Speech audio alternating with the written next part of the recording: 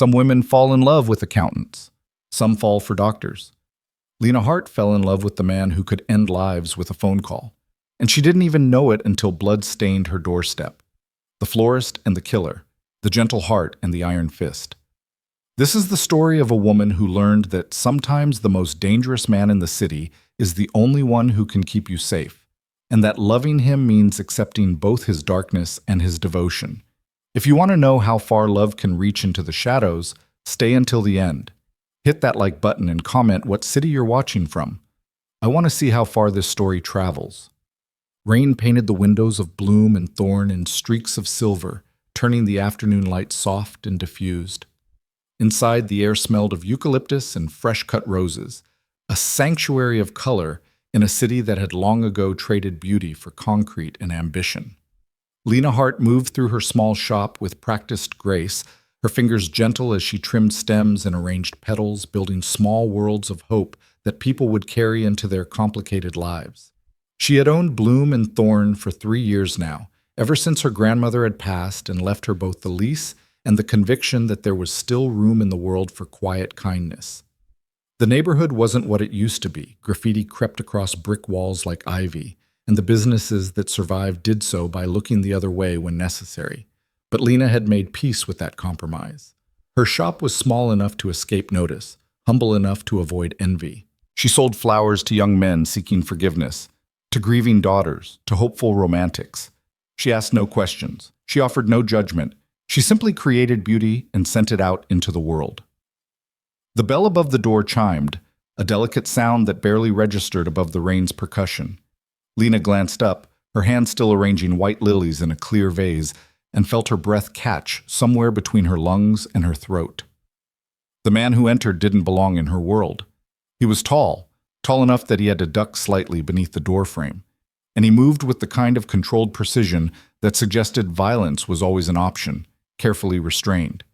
His suit was expensive, charcoal gray and perfectly tailored, but he wore it like armor rather than fashion.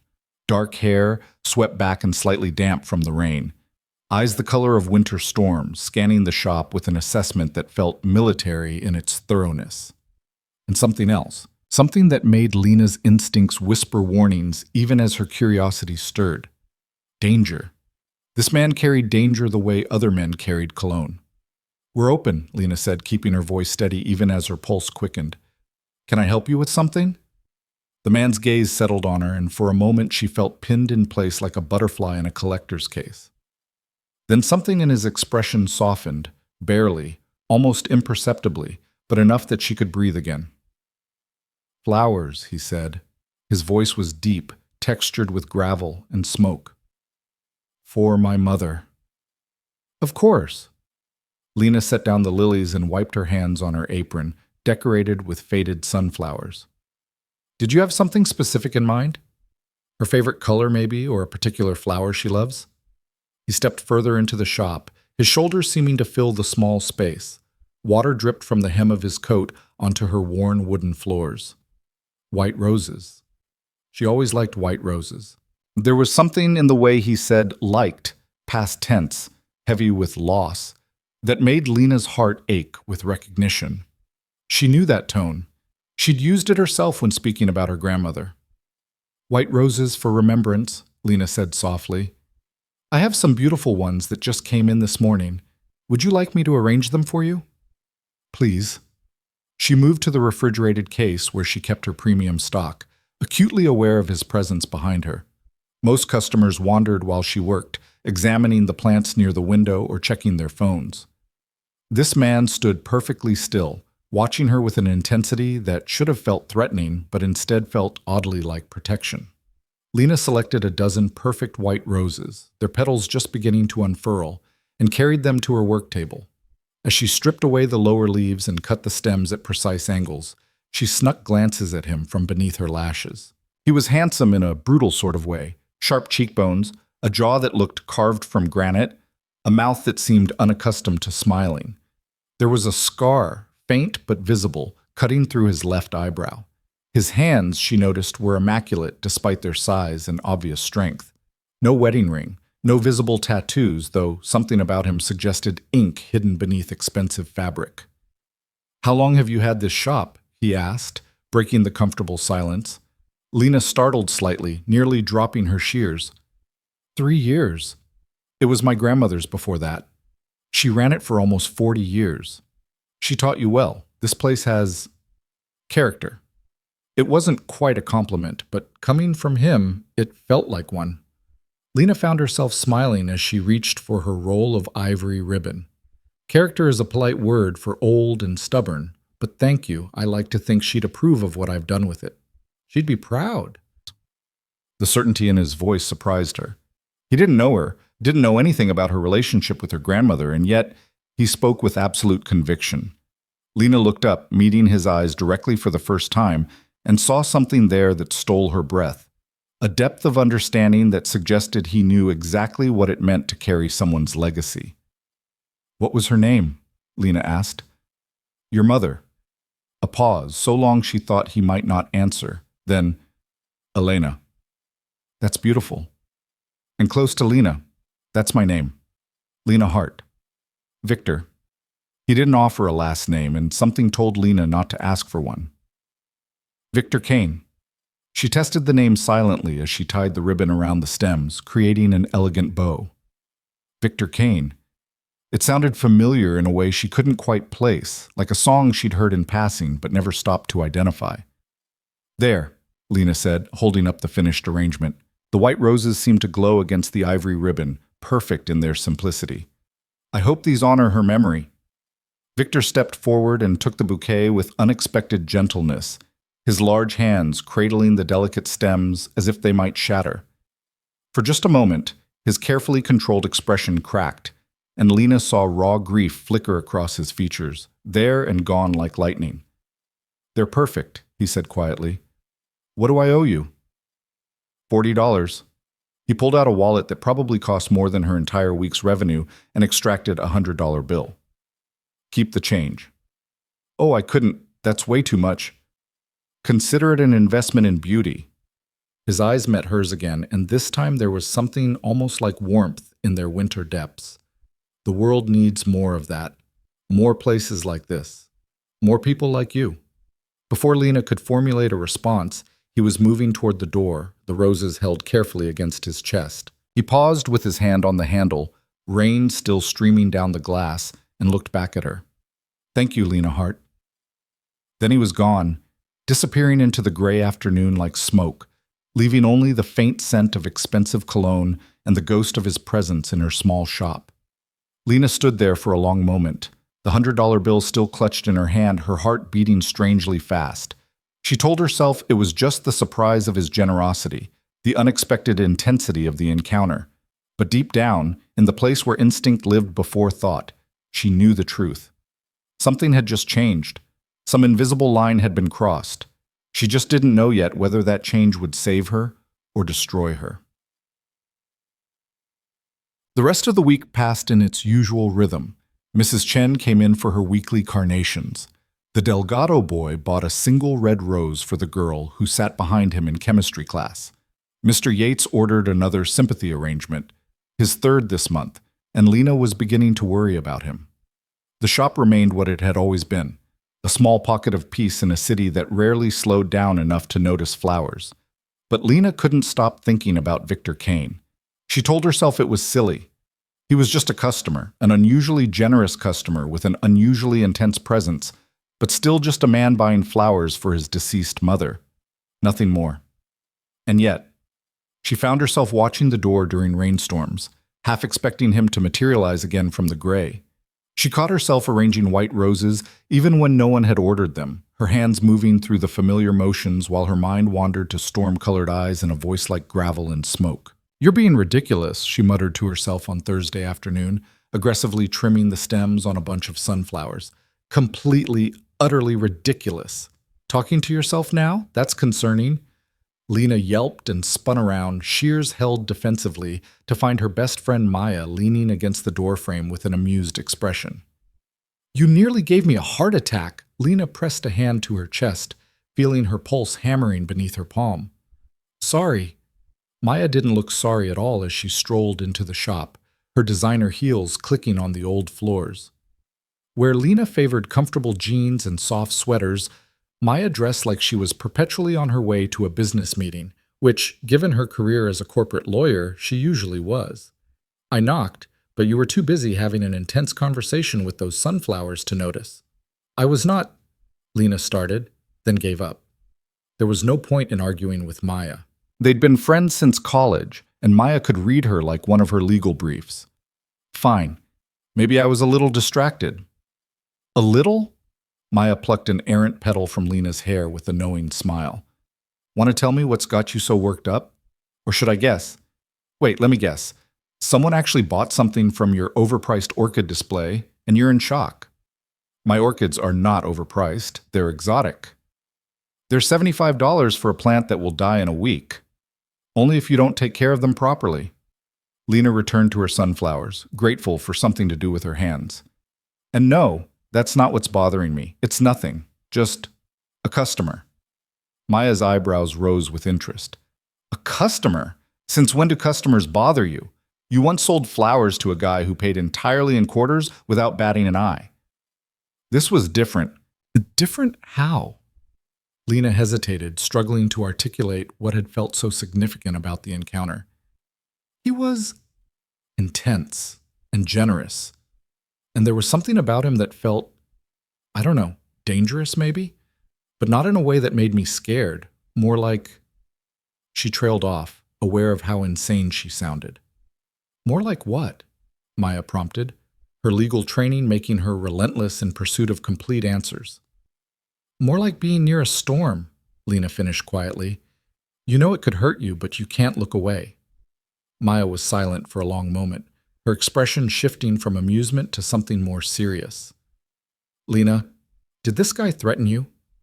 No, nothing like that. He was actually very polite. He bought flowers for his mother, his late mother, I think, and he tipped me $60. That's all. That's all? Honey, normal people don't leave $60 tips at flower shops. Maya crossed her arms, her lawyer face firmly in place now. What did he look like? Tall, dark hair, expensive suit, gray eyes. Lena felt her cheeks warming as she spoke. He had this presence, you know, like the air changed when he walked in. Did he give you a name? Victor Kane.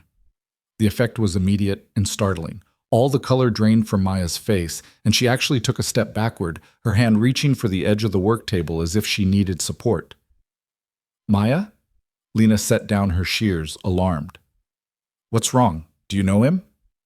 Lena. Maya's voice had gone very quiet, very controlled, the tone she used in court when she was trying not to show how badly a case was going. Tell me you're joking. Please tell me you're joking. I don't understand. Who is he? Maya pulled out her phone with shaking hands and typed rapidly. Then she turned the screen toward Lena, displaying a news article from 2 years ago. The headline read, Kane family maintains control of Eastern District despite federal investigation. And there, in the accompanying photograph, was Victor Kane. Younger, his face harder, standing outside what looked like a courthouse with a team of lawyers flanking him like soldiers. Lena's stomach dropped. What is this? Victor Kane, Maya said, her voice tight, is not just some random guy, Lena. He's the Victor Kane. He runs the Kane family operations. The entire eastern side of this city belongs to him. Protection, gambling, loans, all of it runs through his organization. He's not just connected to organized crime, honey. He is organized crime in this city. The sunflowers fell from Lena's numb fingers, scattering across her work table in a burst of yellow. Her mind raced backward through the encounter, re-examining every detail through this new, terrible lens. The expensive suit, the way he'd moved with controlled violence, the scar through his eyebrow, the certainty in his voice when he'd spoken about her grandmother's pride, the danger she'd sensed but couldn't name. He seemed so... Lena's voice sounded strange to her own ears, distant and small. He was gentle with the flowers. He talked about his mother. He was just a man grieving. He's a criminal, Lena. Maya grabbed her hands, squeezing hard enough to ground her. A dangerous one. The kind of man you don't want knowing your name, let alone where you work. But he didn't do anything wrong. He was perfectly polite. This time, Maya's eyes were fierce with worry. Men like Victor Kane don't just wander into random flower shops, Lena. They don't drop $100 bills and make conversation. There's always an angle, always an agenda. You need to stay away from him. Lena wanted to argue, wanted to defend the man who had stood in her shop and spoken with such tenderness about white roses and remembrance. But she couldn't ignore the evidence on Maya's phone. Couldn't unsee the article that painted him as everything her peaceful world stood against. "What do I do?" she whispered. "Nothing. You do absolutely nothing. If he comes back, you treat him like any other customer, polite but distant. You sell him flowers and you forget about him the second he walks out that door." Maya pulled Lena into a fierce hug. "Promise me, Lena. Promise me you'll be careful." "I promise," Lena murmured into her friend's shoulder, even as some treacherous part of her heart whispered that it was already too late for careful. Because careful was what you did before you met the storm. And Victor Kane had already blown through her door. Friday night arrived with the kind of cold that made the city feel brittle, like one wrong move could shatter everything. Lena stayed late at the shop, finishing an order for a wedding. 200 white and blush roses that needed to be perfect by morning. Her fingers moved through the familiar work while her mind churned with everything Maya had told her. Victor Kane, crime boss, dangerous man. And yet, she couldn't reconcile the articles and warnings with the man who had cradled white roses like they were made of glass. Couldn't match the police reports with the quiet grief she'd seen flicker across his features when he'd spoken his mother's name. Maybe that was his talent, she thought as she tied another ribbon. Maybe dangerous men learned early how to seem human. The bell above her door chimed. Lena's hand stilled on the roses, her heart suddenly loud in her ears. She'd locked that door half an hour ago. She was certain she'd locked it. "Sorry, we're closed." The words died in her throat as she turned and saw 3 men crowding into her small shop. They weren't like Victor. There was no expensive tailoring, no controlled violence held carefully in check. These men wore their danger on the outside, in their hard eyes and cruel mouths, in the way they spread out to block the exit, in the casual entitlement that said they were used to taking what they wanted. The one in front, thin and wiry with a snake tattoo crawling up his neck, smiled at her. It was not a kind smile. "Lena Hart," he said, and her name sounded dirty in his mouth. "We need to talk about your rent." "I pay my rent," Lena managed, trying to keep her voice steady even as fear crawled up her spine. "I'm never late. I have receipts. Not that rent, sweetheart." Snake Tattoo took a step closer, and Lena instinctively backed up against her work table. "The other rent, the one that keeps shops like yours safe in this neighborhood. Insurance, you could call it." "I don't know what you're talking about." But she did. Of course she did. Every business owner in this district knew about the insurance some people paid. She'd just never thought they'd come for her. Her shop was too small, too insignificant. "Then let me explain." Another step closer. "Every week, you pay us $300. In return, nothing bad happens to your pretty little shop, no broken windows, no fires, no unfortunate accidents with your flower deliveries." His smile widened. "It's a good deal, really, considering the alternative." $300 a week, $1,200 a month. That was nearly her entire profit margin. She'd have to close within 3 months. "I can't afford that," Lena said, hating how her voice shook. "Please, this shop is all I have. It was my grandmother's, not my problem." Snake Tattoo was close enough now that she could smell cigarettes and cheap beer on his breath. "You got until Monday to come up with the first payment. After that..." He reached past her and grabbed one of the wedding roses, crushing it slowly in his fist until white petals rained onto the floor like snow. "Well, flowers are fragile things. Shame if something happened to them, or to the woman who grows them."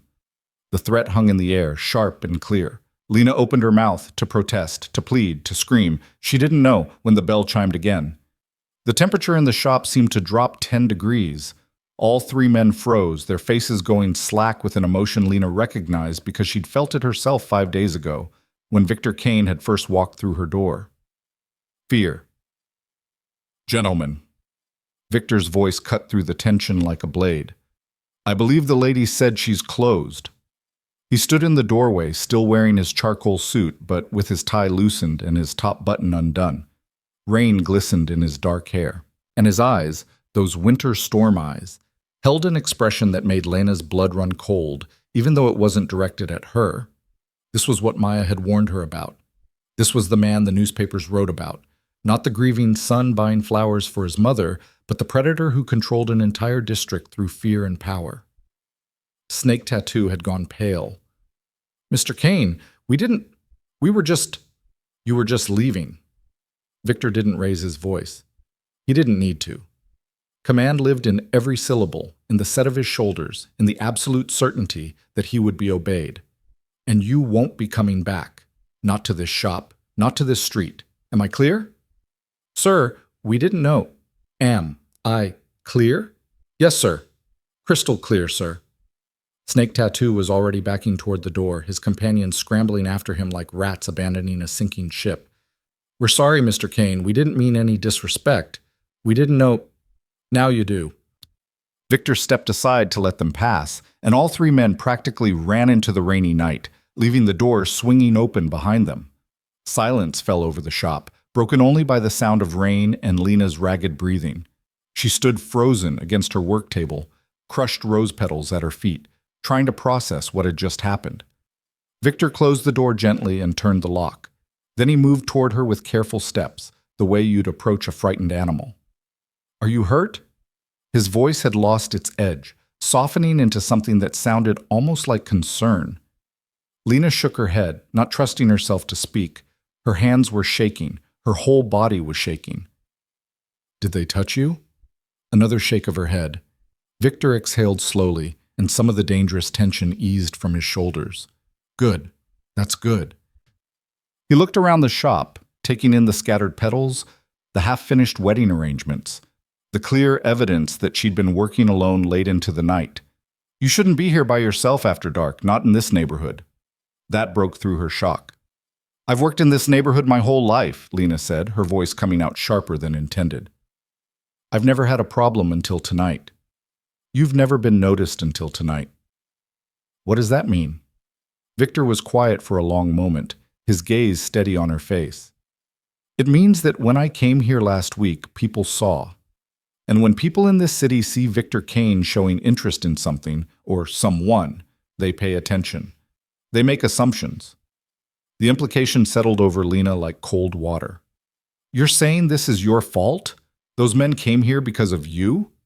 "Yes." No excuses, no justifications, just that single, stark admission. Lena felt something hot and sharp twist in her chest. Anger, maybe, or fear, or some volatile combination of both. "You need to leave. Right now. I don't want your protection or your interest or whatever this is. I just want to run my shop in peace." "It's too late for that." Victor's expression held something that might have been regret. "They know about you now. And even if I walk away, even if I never come back, that knowledge doesn't disappear. You're visible now, Lena. And visible things in this city need protection." "I don't want protection from you. I don't want anything from you."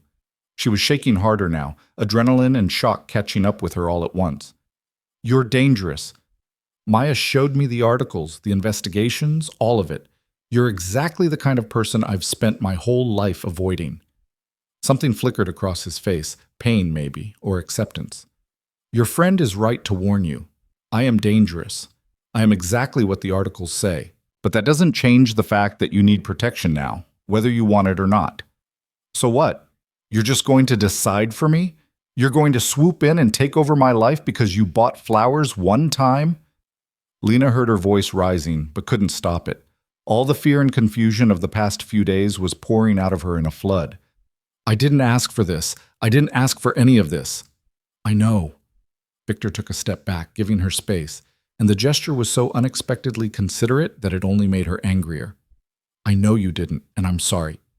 If I could undo it, if I could go back to last week and walk past your shop instead of into it, I would. But I can't. So now we deal with what is, not what should have been." "We don't deal with anything. There is no we." Lena crossed her arms, holding herself together through sheer will. "You're going to leave, and you're never coming back? and eventually everyone will forget about me and I can go back to my quiet life. Lena. He said her name like a prayer, like a warning.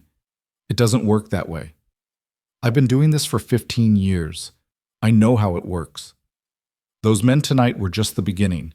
When word spreads that I sent them away, when the other families hear that I claimed your shop, you didn't claim anything. Yes, I did. His eyes held hers, and she saw the truth there, stark and undeniable. The moment I walked in here last week, I claimed you. The moment I came tonight and sent those men running, I confirmed it. In the language my world understands, you're under my protection now. Whether you want it or not. Whether I want it or not. Tears burned hot behind Lena's eyes, but she refused to let them fall. I don't understand. Why? Why would you do this? You don't know me. I'm nothing to you. You're not nothing. The words came out rough, almost fierce. Victor ran a hand through his damp hair, and for the first time since she'd met him, he looked uncertain. I came here last week for white roses. That's all it was supposed to be. A simple transaction, but then you smiled at me, and you talked about your grandmother, and you looked at me like I was just a man instead of a monster, and He stopped, jaw tight. I made a mistake. I came back when I should have stayed away, but I can't unmake that mistake now. All I can do is keep you safe from the consequences. The rain outside seemed to grow louder in the silence that followed. Lena stared at this dangerous, complicated man who had somehow upended her entire world in the span of a week, and felt something shift inside her chest, something she desperately didn't want to examine. I don't want to be someone's consequence, she said quietly. I don't want to be a problem you have to solve. You're not a problem. Victor's voice had gone soft again, losing its hard edges. You're a woman who deserves to arrange flowers in peace without being threatened by small-time criminals looking for easy money. And now, because of me, that peace is gone. So yes, I'm going to protect you, not because I own you or control you, but because it's the right thing to do. The only thing I can do. Lena wanted to argue more, wanted to rail against the unfairness of it all, but she was tired and scared and still shaking from the encounter with Snake Tattoo and his friends. And despite everything Maya had told her, despite everything she knew about Victor Kane, she couldn't deny the fundamental truth that she felt safer with him in her shop than she had in months. That terrified her more than anything. What happens now? She asked finally.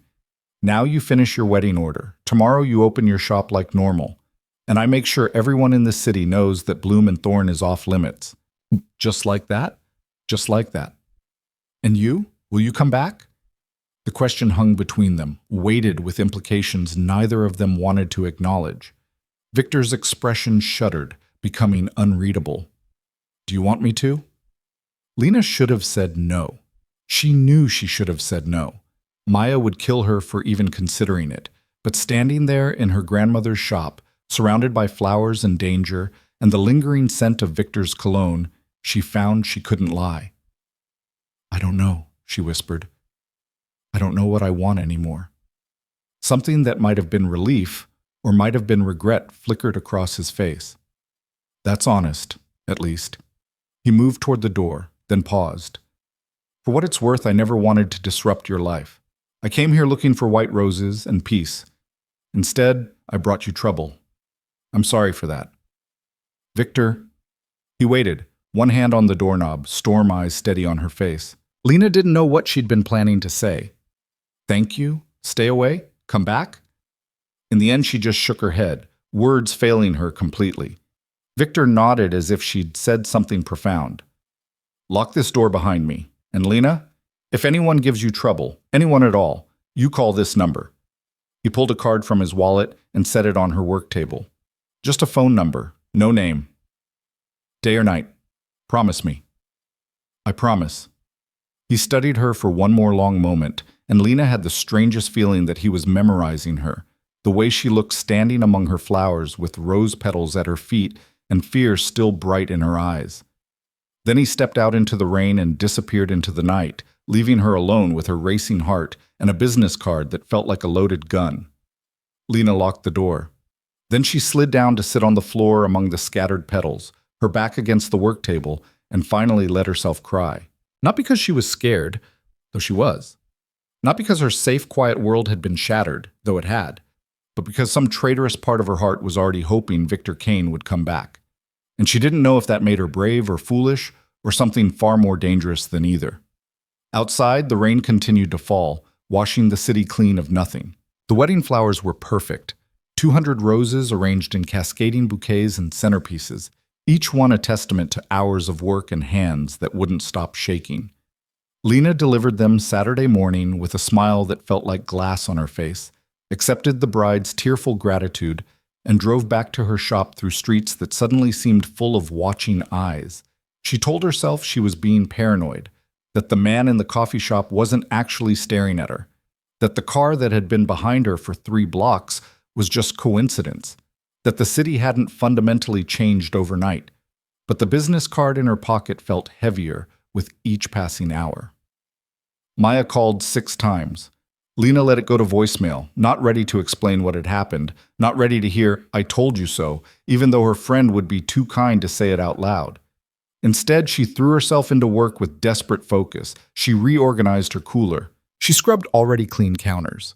She trimmed stems that didn't need trimming, anything to keep her hands busy, and her mind from circling back to storm-colored eyes and a voice like gravel promising protection she didn't want to need.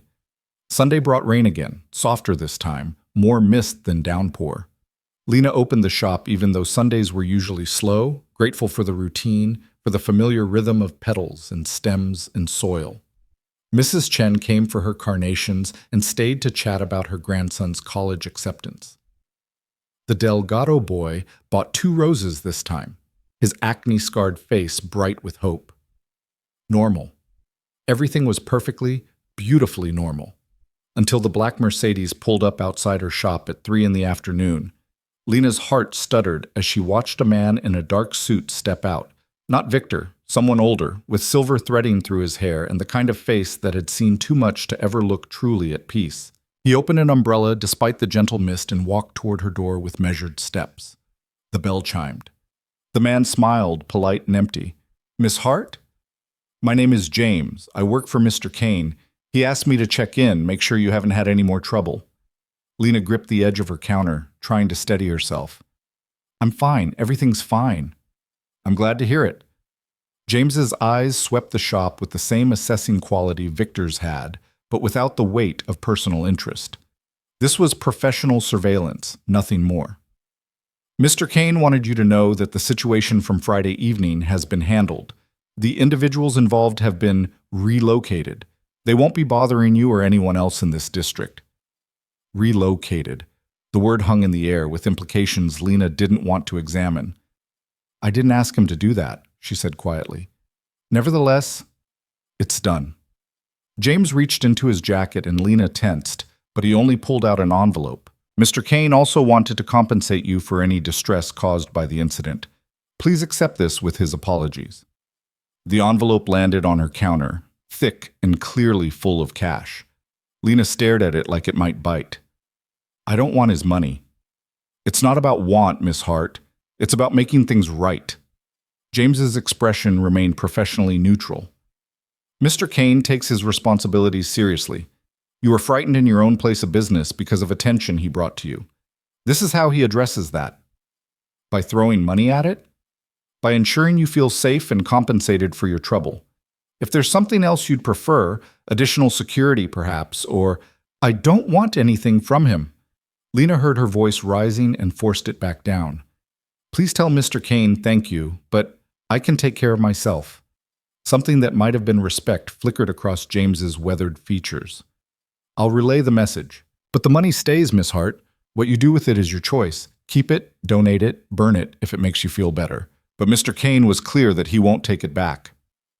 He was gone before Lena could argue further, the Mercedes pulling away into the misty afternoon and leaving her alone with an envelope she was afraid to open. She lasted 10 minutes before curiosity won. Inside were 50 crisp $100 bills and a note in bold, masculine handwriting. "For peace of mind, VK, $5,000. Enough to cover her rent for months. Enough to upgrade her refrigeration system, which had been making concerning noises. Enough to prove that Victor Kane's protection came with strings attached, even if those strings were wrapped in apologies and good intentions. Lena shoved the envelope under her counter and tried to forget about it. She managed for almost 3 whole hours. The Monday morning rush was blessedly distracting. A funeral arrangement, 2 birthday bouquets, and a nervous young man who needed help proposing to his girlfriend. Lena lost herself in the familiar consultations, the gentle guidance, the joy of helping people mark their important moments with beauty. This was why she loved her work. This was what mattered. Then the lunch crowd cleared and she was alone again with her thoughts and the envelope burning a hole in her conscience. She was debating whether to call Maya, who would definitely have opinions about blood money and dangerous men, when the bell chimed and Victor Kane walked through her door carrying 2 cups of coffee.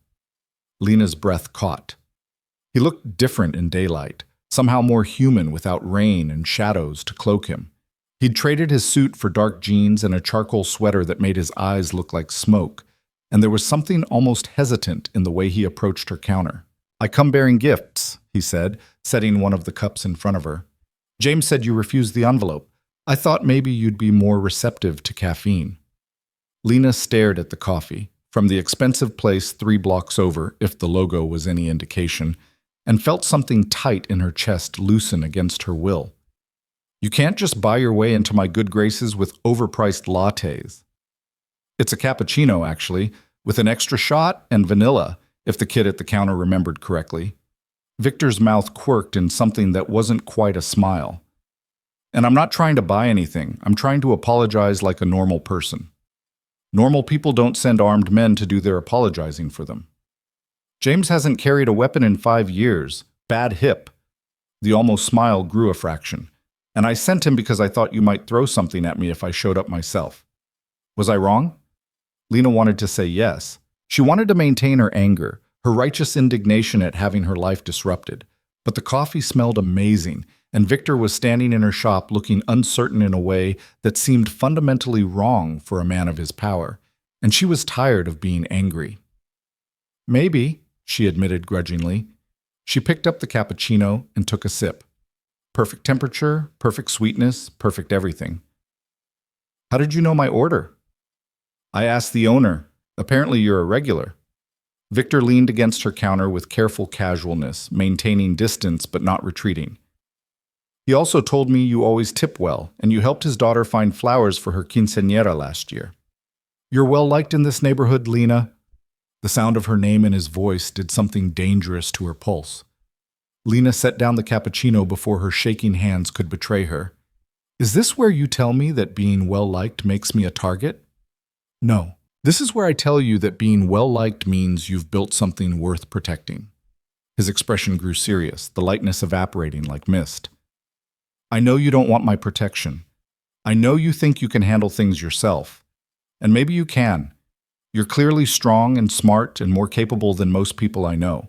But strength doesn't stop bullets, Lena. It doesn't stop men like the ones who came here Friday night. They're gone now, aren't they? Relocated."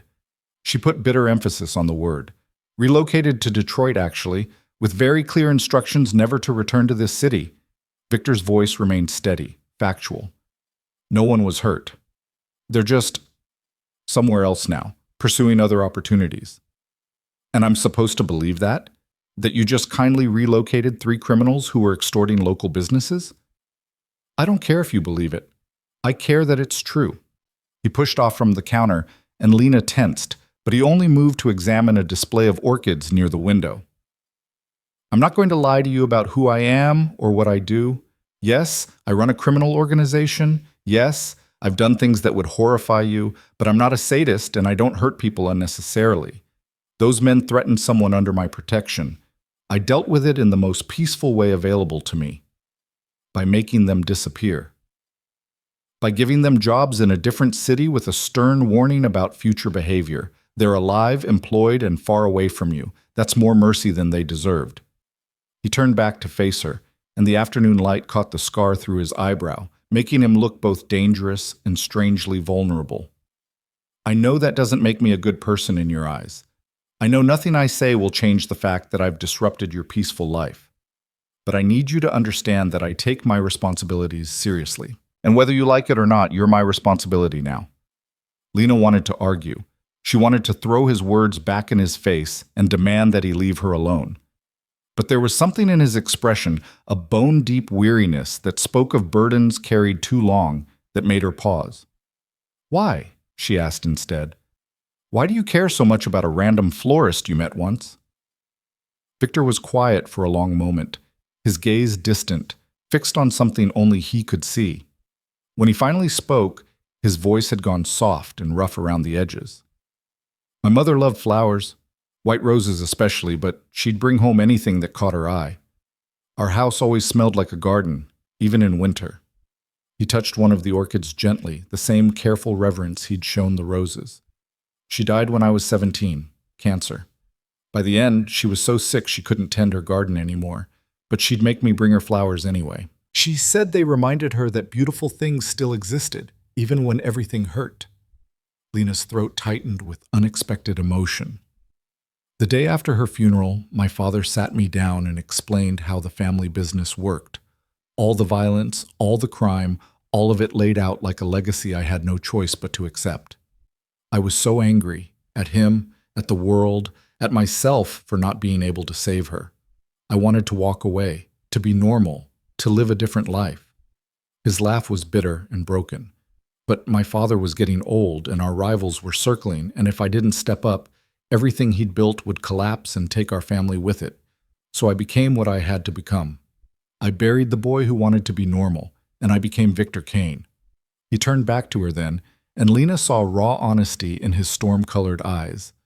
"When I walked into your shop last week, I wasn't looking for anything except flowers for my mother's grave. But then I saw you, surrounded by beauty you'd created with your own hands, living the kind of peaceful life I gave up 15 years ago, and I—" He stopped, jaw tight with emotion. "I envied you. And I wanted to protect that, to make sure that at least one person in this city could keep living in the light." The confession hung between them, honest and aching. Lena felt her careful anger crumbling, replaced by something far more dangerous: understanding. She thought about her grandmother, about the legacy of this shop, about how she'd stepped into a role she never quite chose because it was the right thing to do. Maybe they weren't so different after all, the florist and the crime boss. Maybe they were both just people trying to honor the dead while surviving among the living. "I don't know what to do with you," she said finally, her voice barely above a whisper. "You scare me. Everything about you scares me. But you also—" She struggled for words that wouldn't reveal too much. "You don't feel like a stranger, and that scares me most of all." "I know." Victor's smile was sad and knowing. "If it helps, you terrify me too." "I terrify you. I'm a florist. You're a woman who looks at me like I'm human. Do you have any idea how dangerous that is?" He moved back to the counter, close enough that she could smell his cologne. Cedar and something darker, like smoke from a fire that never quite goes out. "Most people look at me and see a monster, or a tool, or a threat. You look at me and see a man who misses his mother. That's more terrifying than any rival family or federal investigation." Lena picked up her cappuccino again, needing something to do with her hands. "What happens now? Do you keep sending James to check on me? Do you keep showing up with coffee and confessions until I accept that my life isn't my own anymore? What if I asked you to have dinner with me?" The question landed like a stone in still water, ripples spreading outward. Lena nearly dropped her cup. "What?" "Dinner." Victor's expression remained carefully neutral, but there was something almost vulnerable in the way he held himself. "Nothing fancy, nothing public if you don't want. Just two people having a meal and a conversation. A chance for you to see that I'm not just the monster in the newspaper articles." "This is insane. You know that, right? This whole situation is completely insane." "Completely," Victor agreed. "But that doesn't make it less real. I disrupted your life. The least I can do is let you disrupt mine for an evening. You can ask me anything you want, about the business, about my past, about why I can't seem to stay away from your shop, even though I know I should. No filters, no lies." Every sensible part of Lena screamed at her to refuse. Maya would murder her.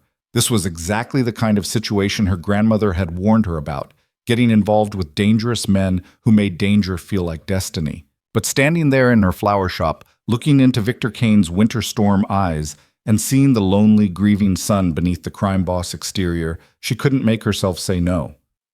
"One dinner," she heard herself say. "And you have to answer every question honestly." Something that looked like relief flooded his features. "Every question, I promise. And it can't be anywhere connected to your business. Somewhere normal. Somewhere that won't end up in a police report. There's a small Italian place in the Arts District. Family-owned, no connections to any organization, and they make the best carbonara in the city. Would that work?" Lena thought about all the ways this could go wrong. She thought about Maya's warnings and the newspaper articles, and the fact that she was agreeing to have dinner with a man who made criminals disappear with a phone call. Then she thought about white roses and dead mothers, and the loneliness she'd seen in his eyes when he talked about burying the boy he used to be. "Friday night," she said, 7 o'clock. "And Victor, if you're lying to me about any of this, I will never forgive you. I wouldn't expect you to." He pulled out his phone. "Give me your number. I'll text you the address." She rattled it off, hyper-aware of how normal this felt, how much it resembled any other interaction between two people attracted to each other. Except nothing about this was normal, and the attraction she felt was tangled up with fear and fascination in ways she didn't know how to untangle. Her phone buzzed. The text contained just an address and a simple message. "Thank you for taking a chance on a monster. VK." Lena looked up to find him watching her with an intensity that made her breath catch. "I don't think you're a monster." "You should." But he said it gently, almost sadly. "It would be safer for you if you did." "Probably." She met his gaze steadily. "But I stopped feeling safe the moment you walked through my door. So maybe it's too late for safe. Maybe all that's left is honest." Victor's expression shifted into something raw and real. For a moment, Lena thought he might reach for her, might close the distance between them and turn this dangerous moment into something even more dangerous. But he only nodded, slow and deliberate. "Honest, then. I can work with honest." He moved toward the door, then paused. "Lena, lock your door at night. Keep your phone charged. And if anything feels wrong, anything at all, you call me. Not James, not the police. Me. Understand?" "I understand." "Good." He pulled open the door, letting in the cool afternoon air. "I'll see you Friday. Wear something you feel beautiful in. Not for me, for you. You deserve to feel beautiful." Then he was gone, leaving Lena alone with a cooling cappuccino, a racing heart, and the terrible certainty that she'd just made either the best or worst decision of her life. She pulled out her phone and finally called Maya. "Oh, thank God," her friend answered on the first ring. "I've been going crazy. Are you okay? Did he come back? Did something else happen?" "Maya." Lena took a deep breath. "I need you to not freak out." "Oh no, that's the worst possible way to start a conversation. What did you do?" "I agreed to have dinner with Victor Kane." The silence on the other end was deafening. Then, "Lena Maria Hart, have you lost your entire mind?" "Possibly." Lena sank onto her stool, suddenly exhausted. "Probably. But Maya, you didn't see him. You didn't hear him talk about his mother or see the way he looked when he talked about giving up his dreams. He's not just a criminal. He's a criminal who happens to have a sad backstory? Honey, every dangerous man has a sad backstory. That doesn't make them safe." "I don't think he's safe. I know exactly how dangerous he is." Lena pressed her palm against her eyes, trying to organize her chaotic thoughts. "But he's also the only reason I'm not being extorted right now. And maybe I'm an idiot, but I want to understand him. I want to know who he really is beneath all the violence and power." Maya sighed, long and defeated. "You're going to do this no matter what I say, aren't you?" "Yes." "Then I'm coming over tonight, and we're going through every self-defense move I learned in law school. And you're sharing your location with me during this dinner, and you're texting me every hour on the hour, or I'm calling the police." "Deal." Relief flooded through Lena. She'd expected anger, not protective acceptance. "Thank you for not trying to talk me out of it." "Oh, I think you're making a terrible mistake. But you're my best friend, and if you're determined to date the most dangerous man in the city, then I'm determined to make sure you survive it." Maya's voice softened. "Just promise me you'll be careful. Promise me you won't fall for him until you know exactly who he is." Lena thought about storm-colored eyes and gentle hands on flower stems and a voice rough with grief talking about white roses and dead mothers. She thought about the way her heart had stuttered when he'd asked her to dinner, the way her whole body had hummed with awareness when he'd stood close. "I'll try," she said, knowing it was already too late for promises she couldn't keep. The week crawled by with agonizing slowness. Lena threw herself into work, filling orders and rearranging displays and trying not to think about Friday night. But her mind kept circling back to Victor, his confession, his vulnerability, the strange pull she felt toward him despite every rational reason to run the other way. James came by twice more, always with the same polite efficiency, always checking that she felt safe. No more envelopes of cash appeared, but Lena noticed other changes. The broken streetlight outside her shop was suddenly fixed. The graffiti that had crept across the building next door was painted over. Small improvements that she might have attributed to city maintenance, if not for the timing. Victor's protection, she realized, wasn't loud or obvious. It was quiet care woven into the fabric of her daily life. She hated how much that touched her. Maya came over Wednesday evening with Thai food and a lecture about red flags that lasted 2 hours. Lena endured it patiently, knowing her friend's worry came from love. But when Maya finally left, Lena caught herself standing in front of her closet, already thinking about what to wear on Friday. Thursday brought an unexpected visitor. An older woman, elegant in a way that spoke of old money and older manners, entered the shop carrying herself like royalty. She had Victor's eyes, the same storm gray color, the same intensity, and Lena knew who she was before the woman even spoke. "You must be Lena Hart," the woman said, her voice cultured and cool. "I'm Catherine Kane, Victor's aunt." Lena's hands stilled on the arrangement she'd been building. "It's nice to meet you." "Is it?" Catherine moved through the shop with assessing eyes, taking in every detail. "My nephew has been quite distracted lately. Distracted enough to make uncharacteristic decisions. I wanted to see what had captured his attention so thoroughly." There was no warmth in her tone, just calculation. Lena set down her shears carefully. "I'm just a florist, Mrs. Kane. I'm not trying to capture anything." "It's Miss Kane, actually. I never married. Couldn't find a man who wasn't terrified of my family name." A thin smile crossed her aristocratic features. "And you may be just a florist, but you're the first woman Victor has shown personal interest in since he took over the family business. That makes you significant whether you intend it or not." Lena didn't know what to say to that. Catherine continued her circuit of the shop, trailing one perfectly manicured finger along the counter. "Victor's mother was my sister," she said quietly. "Elena. She was gentle, like you. Too gentle for the life she married into, though she tried her best. She thought she could change my brother, make him into something softer. Instead, she died at 43, while he built an empire on blood and fear. I'm sorry for your loss." "Are you?" Catherine turned those sharp gray eyes on her. "Or are you just being polite while wondering what this has to do with you?" "Both, honestly." A flicker of something like respect crossed the older woman's face. "At least you're honest. That's more than I expected." Ouch! She moved closer, and Lena forced herself not to retreat. "Let me be honest in return. My nephew has been groomed since birth to lead this family. Every choice he's made, every sacrifice, has been in service to that purpose. He gave up friends, education, normalcy, all of it, to become what he needed to become. And now you walk into his life with your flowers and your innocence, and I watch him start questioning everything." "I didn't ask him to question anything. No, you just existed, and that was enough."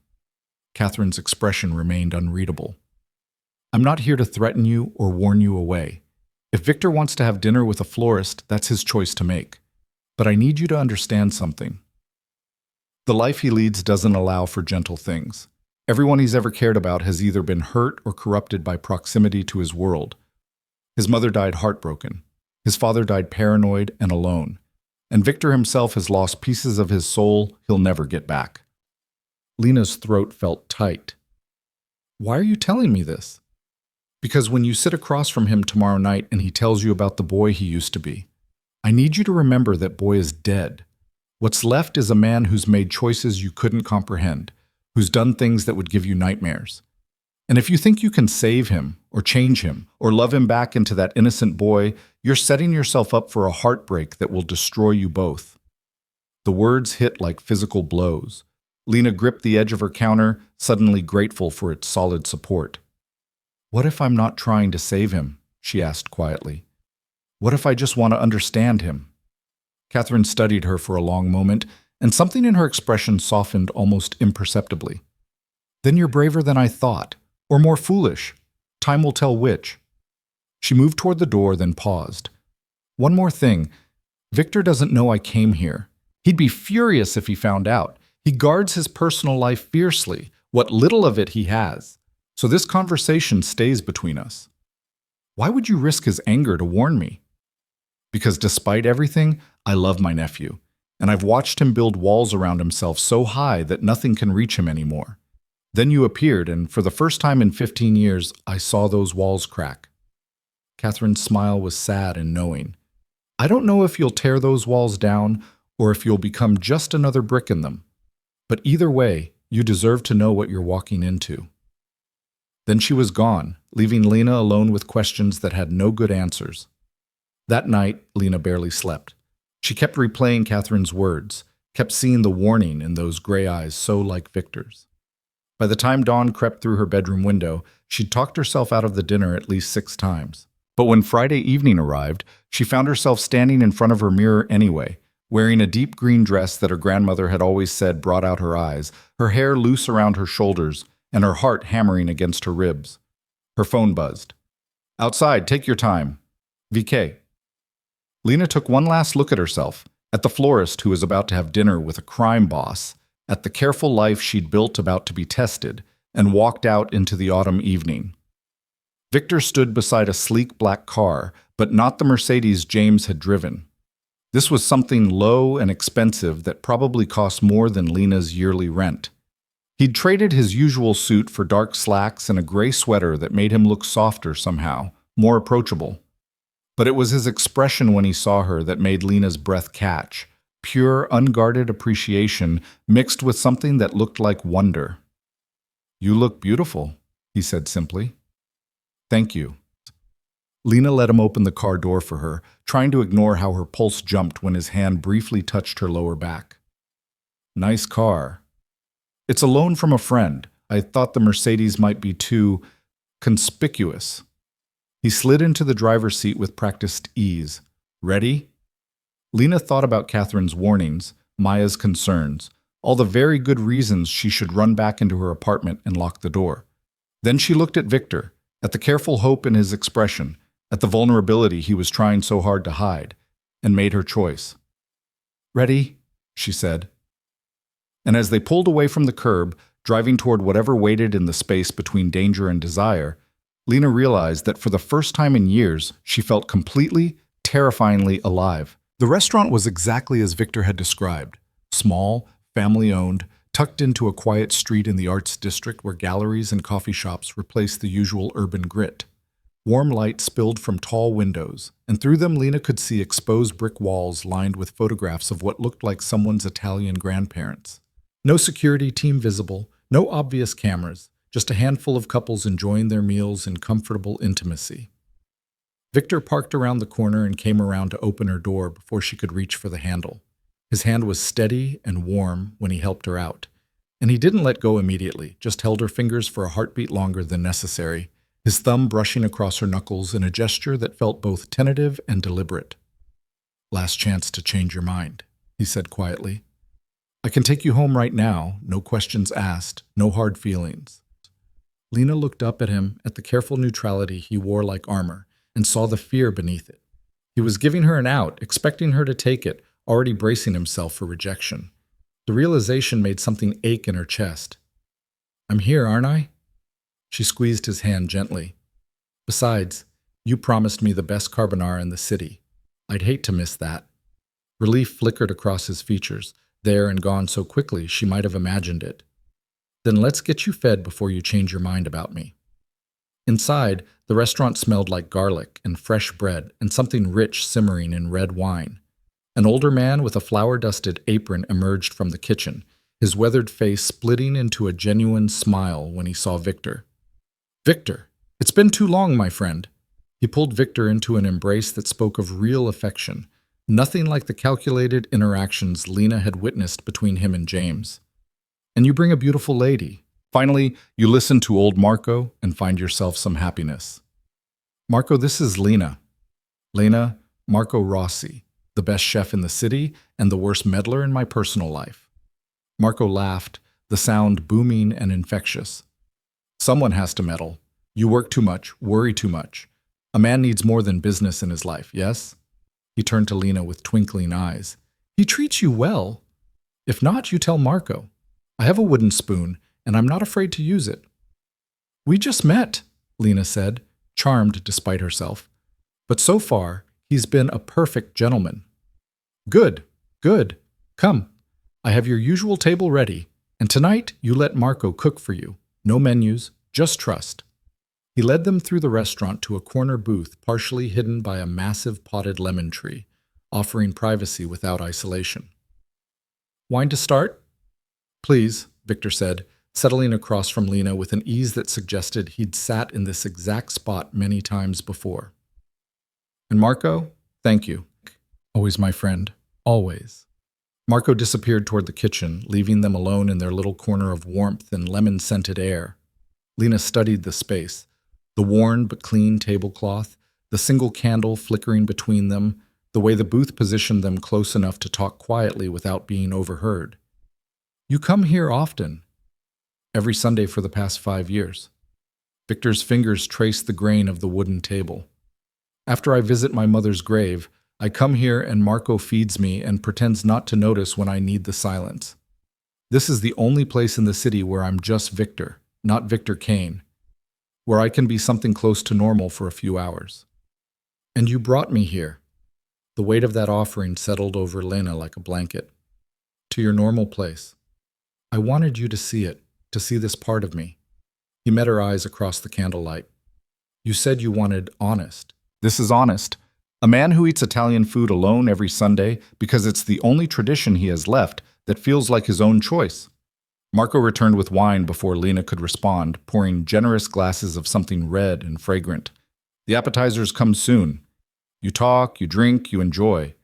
This is what Friday nights are for. When they were alone again, Lena raised her glass. To honest, then, and to normal Sundays. Victor's smile was soft and real as he touched his glass to hers. To flowers and wine and conversations that terrify us both. The wine was rich and smooth, warming her from the inside. Lena took a breath and decided to start with the easiest question. How did you find Marco's place? He found me, actually. 6 months after I took over the family business, I was coming back from a particularly difficult meeting, the kind that leaves you wondering who you've become. And I saw this restaurant. My mother used to talk about going to Italy someday, seeing the country her grandparents came from. She never got the chance. His voice went quiet, distant with memory. I walked in thinking I'd have one meal, remember her for an hour, then go back to being what I needed to be. But Marco sat down across from me uninvited and started telling me about his wife, about how they'd run this restaurant for 30 years, about the importance of holding on to the things that make you human. Did you listen? Not at first. I was angry. At him for presuming, at myself for showing weakness, at the world for being what it was. But I came back the next week anyway, and the week after that. Eventually, it became a habit. Eventually, it became necessary. He turned his wine glass slowly, watching the liquid catch the light. Marco knows what I am. He's not naive, but he chooses to see the man who misses his mother instead of the criminal who controls half the city.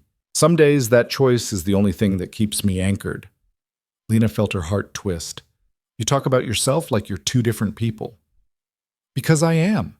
There's the Victor who sits in boardrooms and makes decisions that affect thousands of lives, who can order a man's relocation with a phone call, who's built an empire on fear and respect. And then there's the Victor who eats carbonara alone on Sundays and tends his mother's grave and wishes he could remember what it felt like to make choices that didn't carry weight. His eyes found hers, storm gray and achingly honest. I don't know which one you want to know. Both, Lena said without hesitation. I want to know both. That's the point of honest, isn't it? Not just showing me the parts you think I'll accept, but all of it. Marco arrived with antipasto before Victor could respond. Olives and cheese and paper-thin prosciutto arranged like art on a wooden board. He set it between them with a wink and disappeared again, reading the moment with practiced intuition. Lena picked up an olive, using the simple action to steady herself. "Can I ask you something difficult?" "That's why we're here." "Catherine came to see me. Your aunt." She watched his face carefully, saw the flash of surprise followed by something darker. "She warned me about you, about your life, about what happens to gentle things in your world. She told me not to try to save you." Victor's jaw tightened. "She had no right. She was protecting you," Lena interrupted gently. "The same way you protect me. She loves you, Victor. She's scared of what might happen if you let someone in." "She's right to be scared." He pushed back from the table, tension radiating from every line of his body. "I shouldn't have brought you here. I shouldn't have asked you to dinner. Every moment you spend with me puts you in more danger, makes you more visible, more vulnerable. Catherine understands that even if I'm too selfish to accept it." "Victor, no, listen to me." He leaned forward, his voice urgent and raw. 2 years ago, a rival family found out about a woman I'd been seeing. Nothing serious, just a few dates, some conversations. They grabbed her outside her apartment, held her for 3 days trying to get leverage over me. By the time my people found her, she was so traumatized she couldn't speak for a week. And that was just from 3 days of fear. They never even hurt her physically. Just the terror of being taken, of being used as a weapon against me, broke something in her that I'm not sure ever healed. Lena's breath caught. "What happened to her?" "I paid for her therapy, set her up in a new city with a new identity, and I never contacted her again. Because that was the kindest thing I could do, let her forget I existed." His hands clenched into fists on the table. "That's what happens to people who get close to me, Lena. They become targets. They become leverage. They become collateral damage in wars they never signed up for." "Is that why you never married?" "Never had a family. How can I?" The question came out jagged with frustration. "How can I bring children into this world knowing they'd inherit my enemies along with my name? How can I promise someone forever when every day carries the possibility of violence?" My father loved my mother, genuinely loved her, but that love didn't protect her from the stress that probably contributed to her cancer. It didn't shield her from the fear every time he left the house. Love in my world isn't romance and happy endings. It's terror and compromise and watching the people you care about pay the price for your choices. Lena reached across the table and caught his hand before he could pull away, her fingers threading through his with deliberate pressure. "Then why did you ask me to dinner? If you believe all of that, if you're so convinced that caring about me will destroy me, why are we here?" Victor stared at their joined hands like he couldn't quite believe they were real. When he spoke, his voice had gone hoarse. "Because I'm selfish. Because for the first time in 15 years, I met someone who made me want to be selfish. Because when I'm with you, I can almost convince myself that I deserve something gentle in my life." "Maybe you do," Lena said softly. "Maybe we both deserve more than the boxes we've built around ourselves." "You don't understand what you're offering." "Then explain it to me. That's what tonight is for, remember? You promised to answer every question honestly. So tell me, what exactly am I risking by sitting here with you?" Marco chose that moment to arrive with their pasta, setting down plates of carbonara that looked like something from a magazine spread. He glanced between them, noted their joined hands and the intensity crackling in the air, and simply smiled. "Mangia," he said gently. "Food first. Heavy conversation second. Trust Marco on this." The interruption broke some of the tension. Victor managed a rough laugh as Marco retreated. "He's right. The carbonara is exceptional, and you deserve to enjoy it while it's hot." Lena reluctantly released his hand and picked up her fork. The first bite was revelation. Creamy and rich without being heavy, the pasta perfectly al dente, the guanciale crispy and smoky. She closed her eyes and made a sound of appreciation that was almost embarrassing. When she opened them, Victor was watching her with an expression that made heat bloom in her chest. "What?" she asked, suddenly self-conscious. "Nothing. Just, you make that face when something brings you joy. I saw it in your shop when you were arranging flowers. It's good to know that extends to other things." His mouth quirked in a half smile. And Marco's carbonara definitely deserves that reaction. They ate in comfortable silence for a few minutes, and Lena noticed how the simple act of sharing a meal seemed to ease something in Victor's shoulders. This was how he relaxed, she realized, not through grand gestures or forced conversation, but through small rituals that connected him to normalcy. "Tell me about the business," she said when their plates were half empty. "Not the violence or the danger, but how it actually works. What does a day in your life look like?" Victor considered the question while twirling pasta on his fork. "Meetings, mostly. I mediate disputes between various operations, approve major decisions, handle relationships with other families, and with certain officials who prefer to look the other way. A lot of it is actually mundane: paperwork, phone calls, managing people who manage other people." That sounds almost corporate. It is corporate, in a way. We're a business, just one that operates outside legal frameworks. We provide services people want: protection, entertainment, loans when banks won't help them. The violence is unfortunate, but usually avoidable if everyone follows the established rules. He paused, choosing his words carefully. "I'm not going to pretend we're noble. We profit from human weakness, and we enforce our territory through intimidation. But I also try to minimize actual harm. I don't allow drugs in residential areas. I don't permit violence against civilians. The protection we offer is real, not just extortion with a prettier name." "Like what you did for my shop." "Exactly. You'll never pay me a cent, but no one will bother you either. That's worth something in this city." Lena set down her fork, studying him. "You're trying to be ethical within an unethical system." "I'm trying not to be my father," Victor corrected quietly. He built this empire on pure brutality. He believed fear was the only currency that mattered, that showing mercy was weakness. I watched him turn into someone so hard that his own family feared him. When he died, I inherited everything: his power, his enemies, his reputation. But I also got to choose what kind of leader I'd be. So I choose calculated restraint over casual violence. I choose protecting people who can't protect themselves. I choose being the kind of man my mother would have been less ashamed of. She wouldn't have been ashamed of you. You didn't know her. No, but I know you. Lena reached for his hand again, this connection becoming easier each time. I know you buy flowers for her grave every week. I know you help old restaurant owners stay in business. I know you sent those men away instead of hurting them. Those aren't the actions of someone his mother would be ashamed of. Victor's fingers tightened around hers.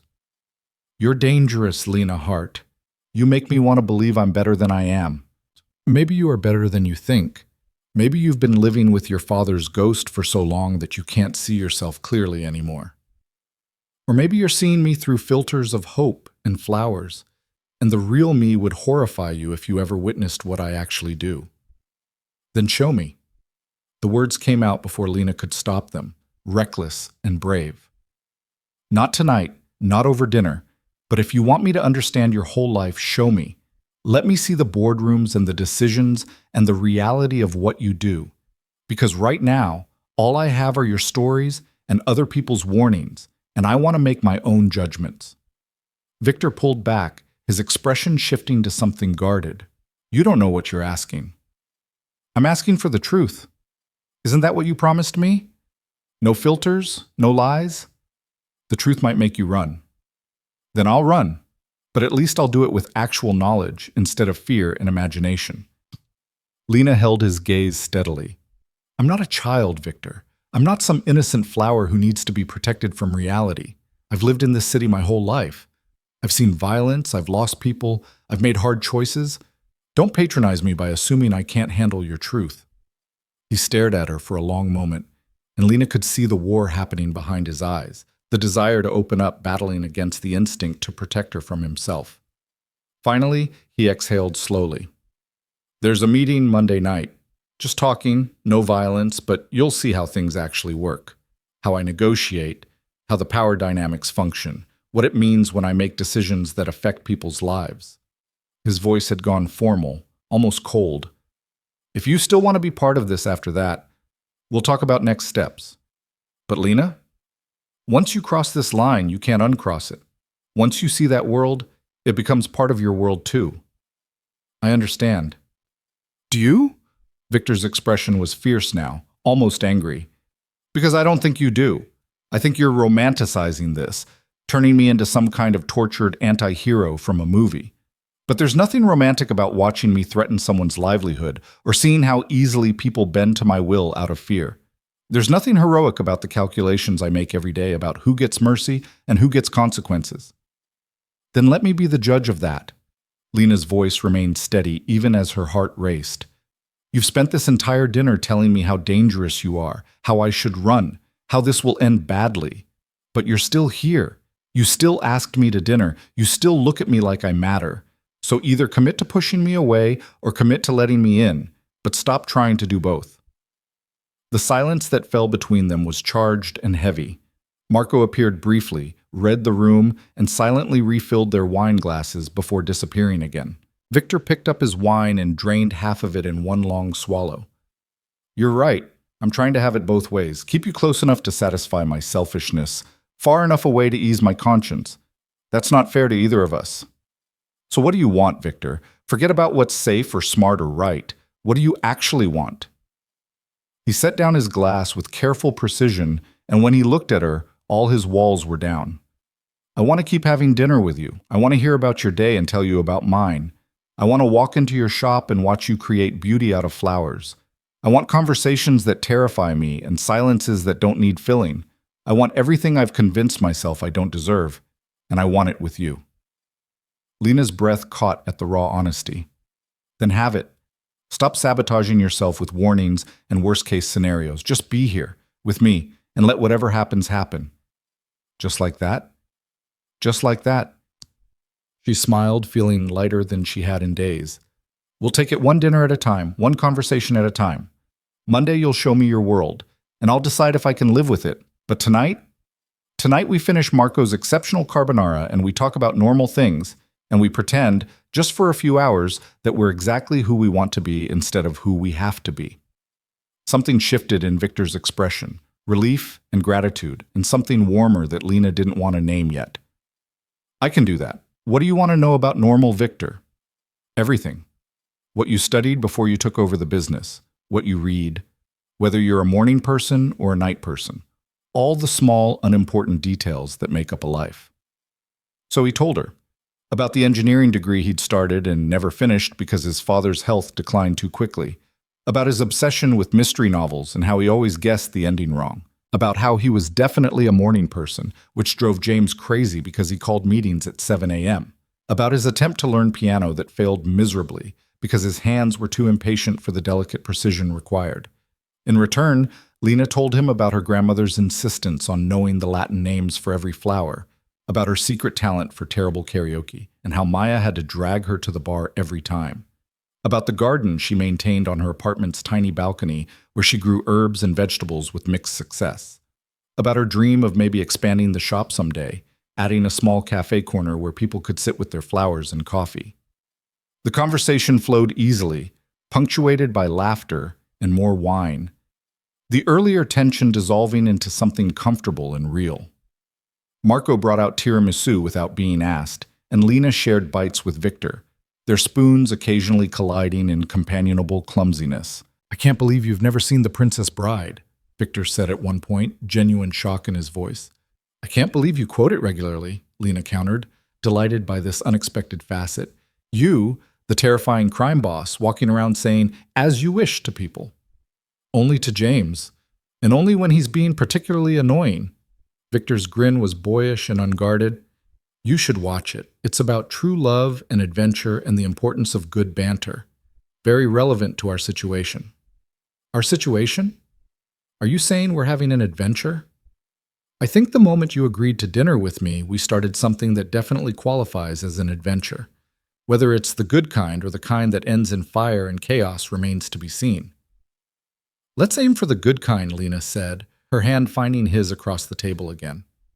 This simple connection was becoming natural, essential even. I've had enough chaos for one lifetime. Victor's thumb traced circles on her palm, the gesture absent and intimate. Tell me about your grandmother. You mention her often, and always with this particular tone. Love mixed with loss, but also strength. Lena smiled, the familiar ache of grief softened by time and good memories. She was fierce. Tiny woman, barely 5 feet tall, but she could silence a room with a look. She ran the flower shop like a general commanding troops. Everything had to be perfect, every arrangement needed to tell a story. But she was also so kind. She'd give away flowers to people who couldn't afford them, always claimed they were extras or past their prime, even though they were perfect. She sounds like someone I would have liked to meet. She would have terrified you, then fed you cookies and asked invasive questions about your intentions. Lena laughed softly. She had very strong opinions about the kinds of men I should date. Stable was her favorite word. Find someone stable, Lena. Someone who comes home every night and doesn't give you heart attacks. I am decidedly not stable. No, you're really not. Lena squeezed his hand. But she also used to say that the right person makes you braver, not smaller. And sitting here with you, agreeing to see your world on Monday, I feel braver than I have in years. Terrified, but brave. That's how you make me feel too, Victor admitted quietly. Every moment with you is terrifying because I keep waiting for you to realize what a mistake this is. But I also feel more like myself than I have since I was 17. More human. More possible. The weight of that confession settled between them, precious and fragile. Lena wanted to tell him that he'd been possible all along, that humanity wasn't something you lost and found, but something you chose every day through small kindnesses and difficult decisions. But before she could formulate the words, Marco appeared with their check. You stay as long as you like, he said warmly. But the kitchen closes soon, and I think maybe you two need to continue this conversation somewhere more private, yes? His eyes twinkled with knowing amusement. Victor pulled out his wallet, but Marco waved him off. No, tonight is my gift. You bring a beautiful lady. You smile like a real person. This is payment enough. You come back next week, you pay double. Deal? Deal. Victor stood and pulled Marco into another embrace. Thank you, my friend. For everything. Always, Victor. Always. Marco turned to Lena and took her hand in both of his weathered palms warm and calloused. You take care of him, yes? He needs someone who sees the good heart underneath all the armor. I'll try, Lena promised, touched by the old man's obvious affection. Outside, the night had grown cool and clear, stars visible between the buildings. Victor helped Lena into her coat, his hands lingering on her shoulders. I should take you home, he said, but he didn't move toward the car. You should, Lena agreed, equally motionless. They stood there in the quiet street, close enough that she could feel his warmth, could smell cedar and smoke and something uniquely him. The space between them felt charged with possibility and danger in equal measure. Lena. Her name on his lips was a question and a prayer. If I kiss you right now, everything changes. You know that, right? I know. Her heart was thundering so hard she was sure he could hear it. I'm counting on it. Victor's hand came up to cup her cheek, his thumb brushing across her cheekbone with devastating gentleness. Last chance to run. Instead of answering, Lena rose on her toes and closed the distance between them. The kiss was nothing like she'd imagined. It wasn't fierce or demanding or dominant. It was soft and questioning and achingly tender, like he was afraid she might shatter. His other hand settled at her waist, holding her steady as the world tilted sideways. Lena's fingers tangled in his sweater, anchoring herself to this moment, to this man, to this choice she was making with open eyes and a racing heart. When they finally broke apart, Victor rested his forehead against hers, his breath uneven. We're going to have to talk about this. Monday, Lena murmured, still dizzy from the kiss. After you show me your world, then we'll talk about what this means. You're sure you want to see it? I can still... She silenced him with another kiss, briefer but no less certain. Monday, Victor. Show me everything. Let me decide with full knowledge instead of partial truth. He pulled back enough to meet her eyes, searching her face for doubt or fear. Whatever he saw there made him nod slowly. Okay, Monday. But Lena? What you see might change how you feel about me. Might change this. He gestured between them, at the fragile new thing they'd created over carbonara and confessions. Then it changes, Lena said simply. But at least we'll both know where we stand. The drive back to her apartment was quiet, but it was the comfortable silence of two people who'd said everything that needed saying for one night. Victor's hand found hers across the console, their fingers interlaced like it was the most natural thing in the world. When he pulled up outside her building, he walked her to the door despite her protests. "Old-fashioned, remember? I see you safely home." At her door, Lena turned to find him watching her with an expression she couldn't quite read, hope and fear, and something that looked dangerously close to devotion. "Thank you for tonight," she said softly, "for being honest, for showing me Marco's and your Sunday tradition and the parts of you that aren't in the newspaper articles. Thank you for not running when you had every reason to." Victor reached out and tucked a strand of hair behind her ear, the gesture so gentle it made her chest ache. "Get some sleep. Monday's going to be intense." "Victor?" She caught his hand before he could step away. "I'm glad you walked into my shop. I know it's complicated and dangerous and probably a terrible idea, but I'm still glad." His smile was genuine and warm and absolutely worth every risk. "So am I, Lena. So am I." She watched him drive away, then leaned against her door, her fingers pressed to her lips where she could still feel the ghost of his kiss. Her phone buzzed immediately, Maya demanding details with approximately 17 question marks. Lena smiled and typed back a simple message. "I'll tell you everything tomorrow. But Maya, I think I'm in trouble." The response came seconds later. "Good trouble or bad trouble?" Lena thought about storm-colored eyes and gentle hands, and a man who fought to stay human in a world that demanded monstrosity. She thought about Monday's meeting and all the truths waiting to be revealed. She thought about how terrified and exhilarated she felt in equal measure. "I don't know yet," she typed back, "but I'm going to find out." Inside her apartment, Lena got ready for bed in a daze, her mind replaying the entire evening. She should have been scared. She should have been reconsidering everything. Instead, she fell asleep with a smile on her face and Victor's card clutched in her hand, already counting the hours until Monday. She didn't know yet that the meeting would change everything. Didn't know that seeing Victor's world would force her to confront truths about herself she'd been avoiding. Didn't know that danger was already circling, that enemies were already watching, that the simple act of falling for Victor Kane had painted a target on her back more vivid than any protection he could offer. All she knew was that for the first time in years, she felt fully alive. And that feeling, terrifying and exhilarating and absolutely real, was worth whatever came next. Saturday morning arrived with pale sunlight and a text from Victor that made Lena's heart skip. "Still thinking about that kiss. Hope you slept well. VK." She stared at the message for a long moment, her fingers hovering over the keyboard. Everything felt different in the daylight, more real, more consequential. Friday night had been candlelight and wine and confessions that felt safe in the cocoon of Marco's restaurant. But now it was morning, and Monday was approaching, and the weight of what she'd agreed to settled over her shoulders like a physical thing. "Slept better than I have in weeks," she typed back, because it was true. "See you Monday." His response came immediately. Counting the hours.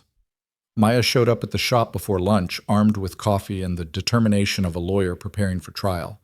She took one look at Lena's face and groaned. "You slept with him." "I did not sleep with him." Lena felt her cheeks flame. "We had dinner, we talked, that's all." "Lena Maria Hart, I've known you for 8 years. I know your I had dinner face, and this is not it. This is your something significant happened, and I'm trying not to freak out about it face." Maya set down the coffee and crossed her arms. "Spill. Everything. Now." So Lena told her about Marco's restaurant and the carbonara and the way Victor had opened up about his mother and his choices and the impossible balance he tried to maintain between who he was and who he wanted to be. She told her about Catherine's warning and how Victor had given her every opportunity to run. She told her about agreeing to see his world on Monday. And then, because Maya would have sensed the omission anyway, she told her about the kiss. Maya was quiet for a long moment after Lena finished. Then she pulled her into a fierce hug. "I'm terrified for you," she said into Lena's hair. "But I'm also proud of you. You're not running scared and you're not going in blind. You're making an informed choice with open eyes." "I kissed a crime boss, Maya. An actual crime boss." "You kissed a man who happens to be a crime boss. There's a difference." Maya pulled back, her expression serious. But honey, Monday is going to be hard. Seeing him in that context, watching him wield power and make threats and be the person the newspapers write about, it's going to test everything you think you know about him. Are you really ready for that? Lena thought about Victor's warnings, about the way he'd tried so hard to prepare her for his reality. No, but I'm going anyway. Then I'm tracking your location the entire time, and you're texting me the second you leave. And if anything feels wrong, I'll call you, I promise. Lena squeezed her friend's hands. Thank you for not trying to talk me out of this. Would it work if I did? Not even a little bit. Maya laughed, tired and fond. Then all I can do is make sure you survive it. Come on, help me pick out flowers for my mother's birthday. If I'm going to spend Monday night worried sick about you, I might as well have something pretty to look at. The weekend passed in a blur of normal routine that felt surreal against the backdrop of what was coming. Lena worked, sold flowers, smiled at customers, and pretended her whole world wasn't balanced on the edge of Monday night. Victor texted occasionally, nothing heavy, just small observations about his day that made her smile. A photo of terrible coffee from a meeting. A complaint about James's insistence on early morning briefings. A picture of white roses on his mother's grave with the simple caption, Sunday tradition. She sent him back a photo of the orchid he'd admired in her shop, now blooming with delicate purple flowers. Beauty still exists, even when everything hurts. His response was a single word. Always. By Monday afternoon, Lena's nerves were stretched so tight she could barely focus on the arrangements she was supposed to be finishing. Her phone buzzed at 5 o'clock. James will pick you up at 7. Dress professionally. Nothing too flashy, nothing that draws attention. The meeting is in a private room at a club downtown. You'll observe only, no participation. If anything makes you uncomfortable, tell me immediately and I'll have James take you home. No questions, no judgment. Understood? Lena's hands shook as she typed back. Understood. I'll be ready. She closed the shop early and went home to stare at her closet like it held answers instead of clothes. Professional but not flashy. What did one wear to watch their maybe boyfriend negotiate criminal enterprises? She settled finally on charcoal slacks and a deep blue blouse, her hair pulled back in a simple twist. Professional enough to blend in, put together enough to feel armored. Maya called at 6:30. Last chance to back out. I'm not backing out. Didn't think so. Location sharing is on? Has been since this morning. Good. Text me every hour. And Lena? If he's not who you think he is, if seeing this side of him changes things, that's okay. You're allowed to change your mind. I know. Lena checked her reflection one more time, barely recognizing the composed woman staring back at her. I'll be careful. I promise. James arrived exactly at 7 in the black Mercedes, his expression professionally neutral as he opened the door for her. Miss Hart, Mr. Kane asked me to ensure you're comfortable. If you need anything during the evening, you let me know. Thank you, James. Lena slid into the back seat, her heart hammering. How is he? Victor, I mean. Is he nervous about this? Something that might have been a smile flickered across James's weathered face. Mr. Kane doesn't get nervous about meetings, miss, but he's been checking his watch every 10 minutes for the past hour, which is unusual. The drive downtown took them into a part of the city Lena rarely visited, where old money met new power in restaurants and clubs that didn't advertise because they didn't need to. James pulled up to a building with understated elegance, all dark glass and discreet lighting. The Azure Room is on the 3rd floor, James said as he helped her out. Mr. Kane will meet you there. Stay close to him. Say nothing unless directly addressed. And remember, you're just an observer tonight. Victor was waiting in the elevator lobby, and the sight of him stole Lena's breath. He wore a black suit that probably cost more than her monthly rent. His hair swept back and his expression set in lines of cold authority. This was Victor Kane, the crime boss, not the man who'd shared carbonara and confessions. The transformation was startling and complete. But then he saw her, and something softened in his eyes. Lena. He crossed to her in 3 long strides, his hand settling on her shoulders with gentle pressure. You came. I said I would. She studied his face, looking for the warmth she'd seen Friday night beneath the professional mask. Are you okay? I will be. But I need to warn you, What you're about to see isn't going to be easy. I'll be different in there. Harder. The version of me that makes difficult decisions and doesn't apologize for them." His jaw tightened. "If at any point you want to leave, you just say the word. James will be right outside." "I'm not leaving." Lena reached up and straightened his tie, a gesture of intimacy in the formal space. "I'm here to see the whole truth, remember? That includes the parts that scare you." Victor caught her hand and pressed a kiss to her palm, quick and fervent. "Stay close to me. Don't engage with anyone directly. And Lena, no matter what you hear, no matter what gets discussed, I need you to trust that I'm doing what's necessary to maintain order. Can you do that?" The request felt weighted with implications Lena didn't fully understand, but she nodded anyway, committed to seeing this through. The Azure room was smaller than she'd expected, more boardroom than club. A long table dominated the center, surrounded by leather chairs. 3 men were already seated, and they all looked up when Victor entered with Lena at his side. Their expressions ranged from surprise to calculation to something that might have been disapproval. "Gentlemen," Victor said, his voice carrying the same cold authority as his appearance. "Thank you for being punctual. This is Lena Hart. She's observing tonight." Observing? The man at the head of the table was older, silver-haired, and expensively dressed, with eyes like a shark. "That's unusual, Victor. We typically keep business private. And I'm making an exception." Victor's tone left no room for argument.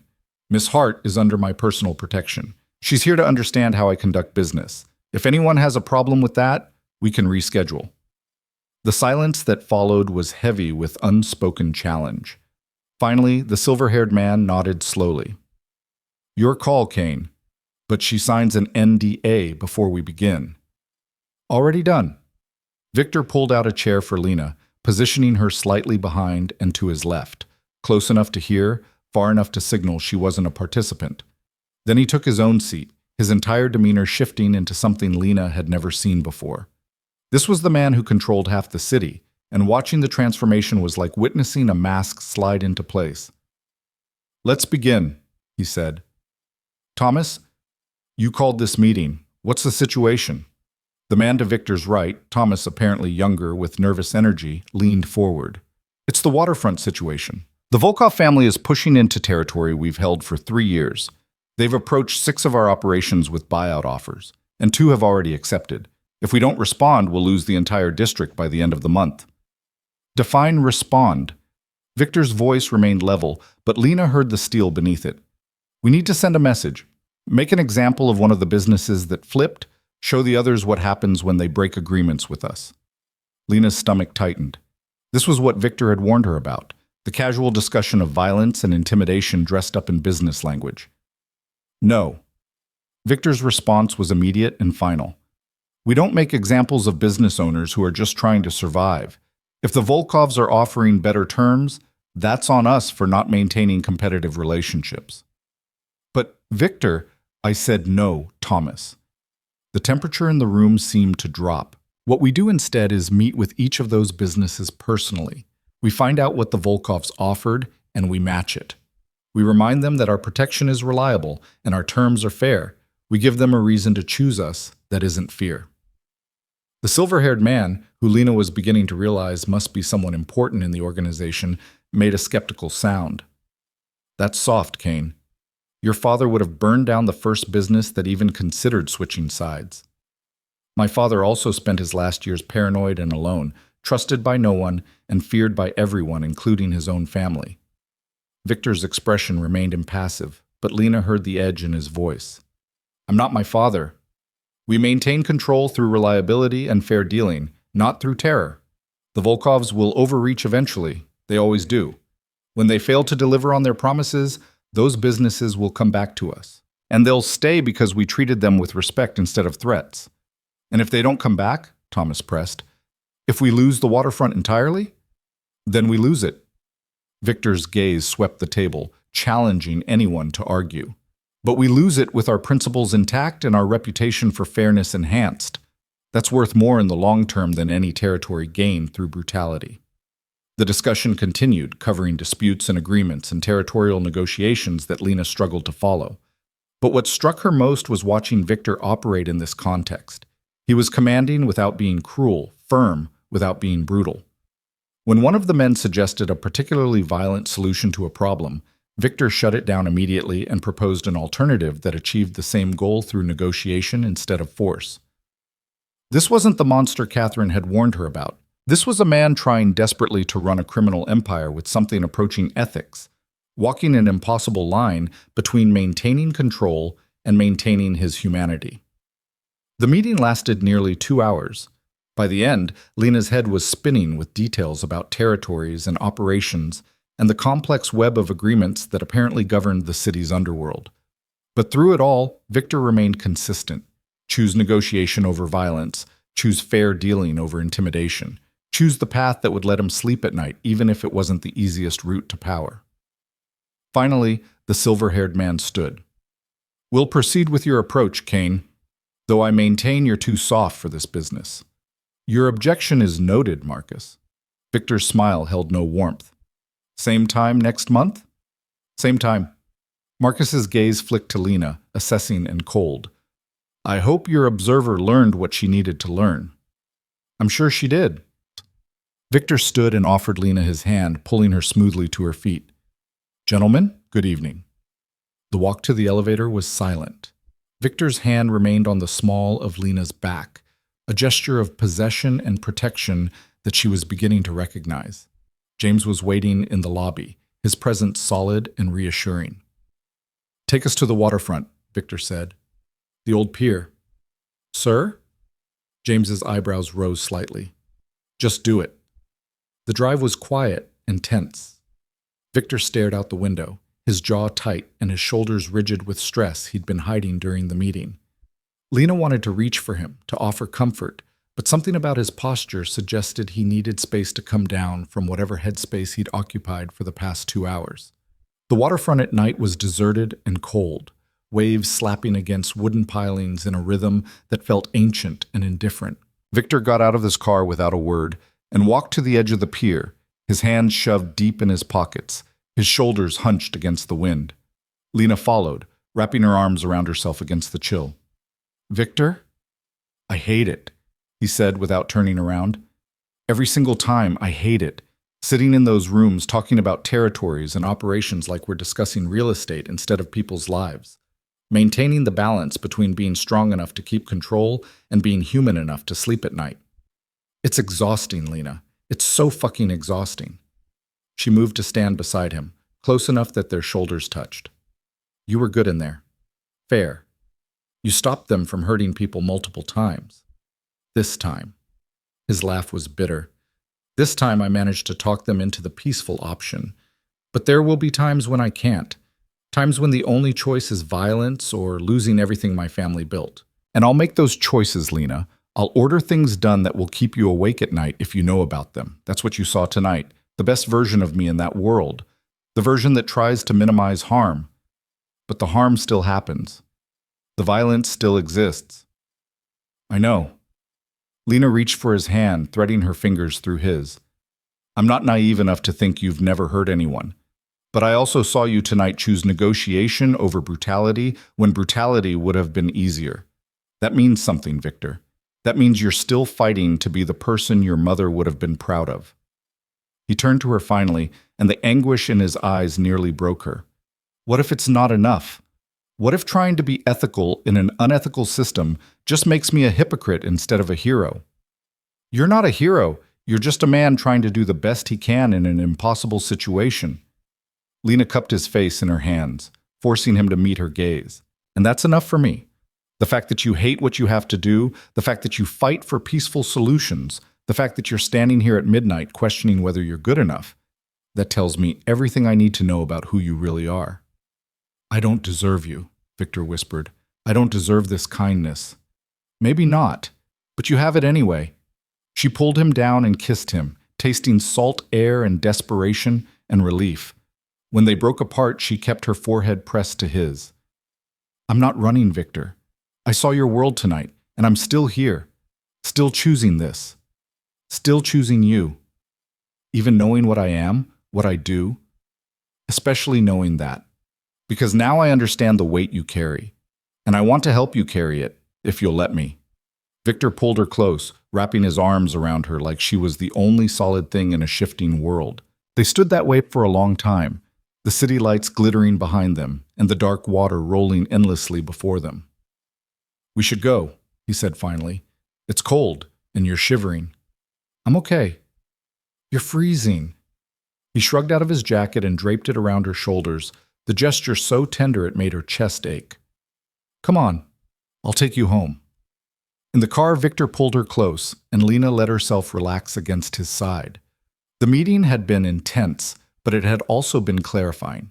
She'd seen him in his world, watched him navigate impossible choices, and instead of being horrified, she found herself understanding him better. The loneliness of trying to be good in a system built on violence. The exhaustion of maintaining principles when brutality would be easier. The constant calculation of harm minimization in a world where harm was inevitable. "What are you thinking?" Victor asked quietly. "That you're more alone than I realized. That everyone in that room either fears you or wants to use you, and no one sees the person underneath the position." She tilted her head to look up at him. "Except maybe Marco. And now you. And now me." Lena settled back against his shoulder. "Victor, I need to tell you something." "That sounds ominous." "It's not. It's just—" She took a breath, committing to honesty. "I'm falling for you. I know it's fast and probably stupid and definitely dangerous. But sitting in that meeting tonight, watching you fight to be better than what's expected of you, I realize that what I'm feeling isn't just attraction or fascination. It's real." Victor went very still. When he spoke, his voice was rough with emotion. "You're sure?" "Because Lena, if you're falling for me, then everything changes. The protection I offered becomes permanent. The danger becomes constant. Your life stops being entirely your own." "I know, and I'm terrified. But I'm also sure." She threaded her fingers through his, anchoring them both. "I see you, Victor Kane. All of you. The boss and the son, the man who threatens, and the man who grieves, the power and the loneliness. And I'm falling for all of it." He was quiet for so long that Lena started to worry she'd said too much, revealed too much. Then he tilted her chin up and kissed her with a desperate intensity that stole her breath, his hands cradling her face like she was something precious and fragile. "I'm falling too," he murmured against her lips. "So hard and so fast that it scares the hell out of me. You walked into my life with your flowers and your kindness, and you made me remember what it feels like to want something for myself instead of for the family or the business. You make me want to be better. You make me want to try." They kissed again, deeper this time, and Lena felt something shift and settle between them. A commitment made without words, a future acknowledged despite all its complications. James cleared his throat from the front seat. "We're approaching Miss Hart's building, sir." They pulled apart reluctantly. Victor's hand lingered on Lena's face, his thumb brushing across her cheekbone. "I don't want to let you go yet." "Then don't. Come up with me. Just for a little while." He hesitated, and Lena saw the war happening behind his eyes. Desire versus propriety, want versus wisdom. "Just to talk," she clarified softly. "I'm not ready for this night to end yet either." "Okay. Just for a little while." Her apartment was small and cluttered with plants, nothing like the spaces Victor probably inhabited. But he moved through it with genuine interest, examining her bookshelves and her grandmother's photographs, and the tiny balcony garden visible through the window. "It's perfect," he said, and he sounded like he meant it. "It's so completely you." Lena made tea while Victor settled on her couch, looking almost comically large in the small space. When she joined him, he pulled her close immediately, like the brief separation had been too long. "Tell me what you're thinking," she said. "About tonight. About us." Victor was quiet for a moment, his fingers tracing absent patterns on her shoulder.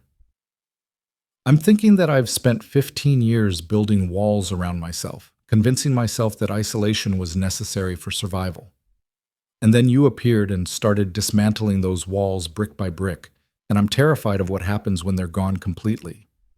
But I'm also hopeful in a way I haven't been since my mother died. You make me believe that maybe I can have something real in my life, something that's mine instead of the family's.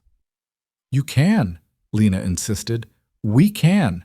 It won't be easy, and it won't be simple, but we can build something real here. What about your friend Maya, your normal life, the peaceful existence you had before I disrupted it? Maya will come around once she meets you. My life was peaceful, but it was also lonely. I just didn't let myself acknowledge that until you showed up and reminded me what connection feels like. She turned to face him fully.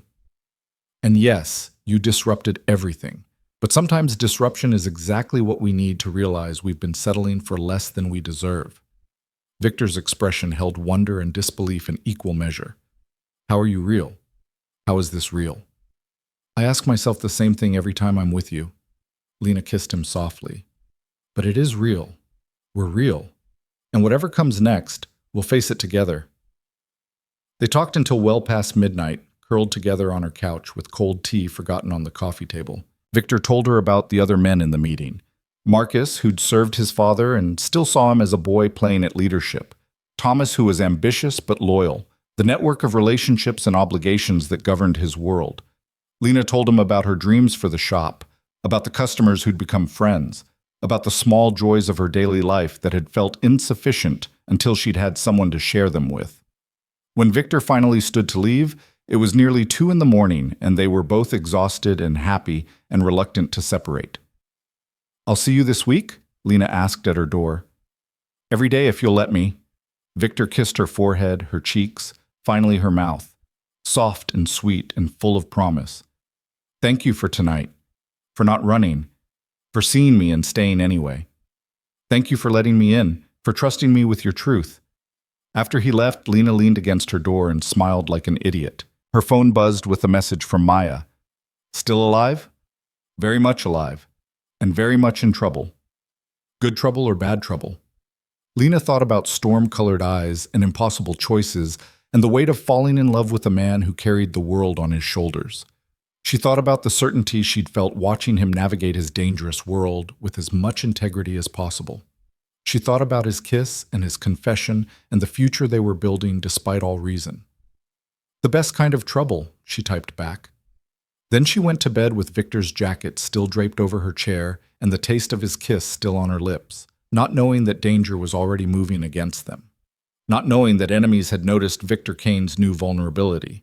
Not knowing that choosing to love him had set events in motion that would test everything they'd just promised each other. All she knew was that tomorrow she would open her flower shop and he would visit for coffee and they would continue building something real in the spaces between his darkness and her light.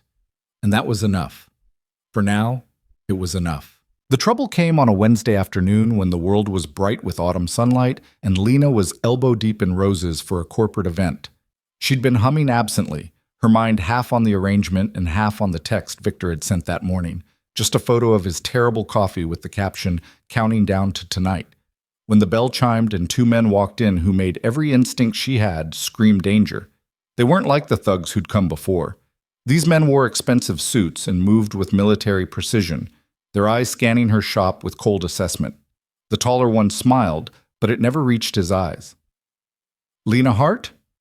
She set down her shears carefully, her hand sliding toward her phone. The shop is open. How can I help you? You can deliver a message to Victor Kane. The tall man moved closer, and Lena forced herself to hold her ground. Tell him the Volkov family sends their regards. And tell him that his little florist is a weakness we're very interested in exploiting. Fear spiked through her, sharp and cold. But beneath it, something else rose. Anger. Lena had watched Victor fight to maintain his humanity in an inhumane world. She'd seen him choose negotiation over violence, fairness over brutality, and now these men were threatening her to get to him, proving exactly why he'd tried so hard to push her away. Get out of my shop! Her voice came out steadier than she felt. Now! Or what? You'll call your boyfriend? The man's smile widened. He can't protect you every moment, sweetheart. Sooner or later, you'll be alone. And when you are, he didn't get to finish. The door burst open and James appeared, moving faster than Lena would have thought possible for a man his age. He positioned himself between Lena and the men, his expression glacial. Gentlemen, I believe the lady asked you to leave. The tall man's confidence faltered. We're just having a conversation. No, you were just leaving, and you're going to take a message back to Dmitry Volkov. James's voice dropped to something dangerous. Tell him that if he comes near Miss Hart again, the consequences will be severe. Tell him Victor Kane doesn't make idle threats. And tell him that starting a war over a woman is exactly the kind of stupid move that gets families erased from this city. The men exchanged glances, calculating odds. Finally, the tall one stepped back. This isn't over. Yes, James said quietly. It is. You just don't know it yet. They left, and Lena's knees nearly gave out. James caught her elbow, steadying her with surprising gentleness. Are you hurt, Miss Hart? No, just scared. She was shaking now, adrenaline crashing through her system. How did you know to come? Mr. Kane has had someone watching the shop since Monday. He was concerned the meeting might have consequences. James pulled out his phone. I need to call him. He'll want to know about this immediately. James, wait. Lena grabbed his arm. If you tell him he's going to do something rash, something violent. I saw how he is when people threaten what's his.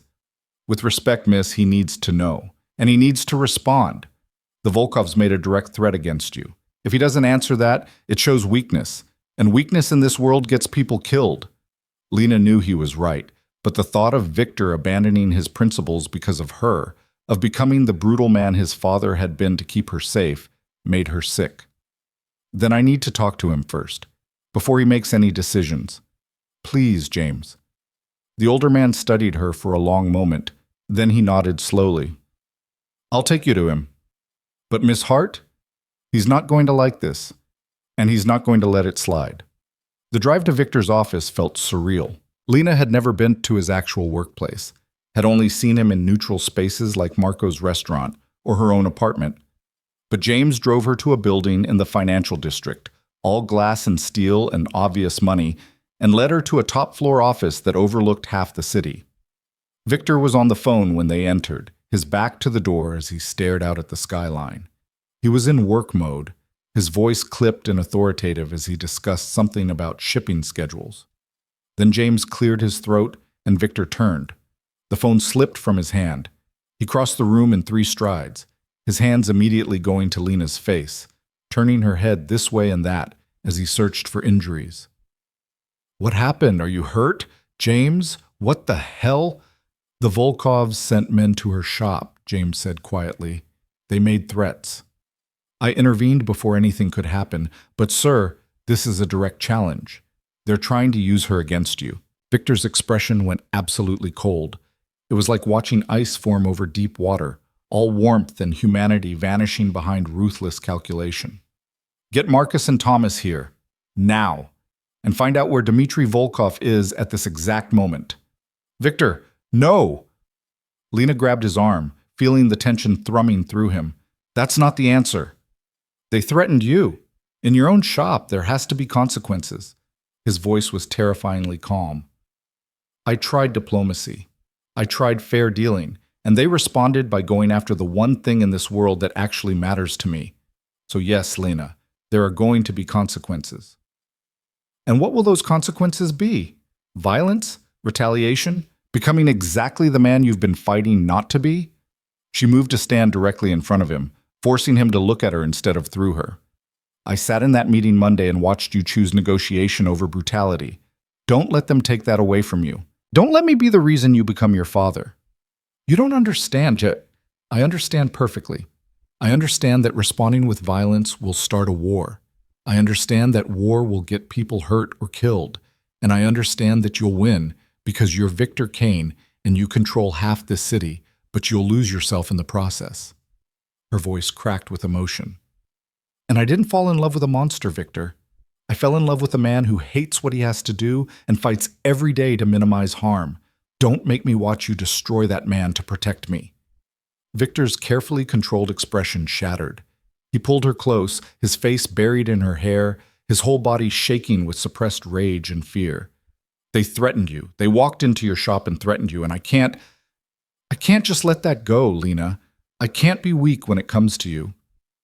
Choosing diplomacy over violence isn't weak. It's strong. It's the hardest thing you can do.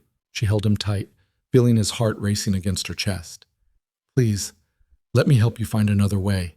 We're supposed to carry this weight together, remember? He pulled back enough to meet her eyes, and she saw the war happening behind them. The crime boss who demanded blood for threats against what was his, and the man who'd been trying so hard to be better.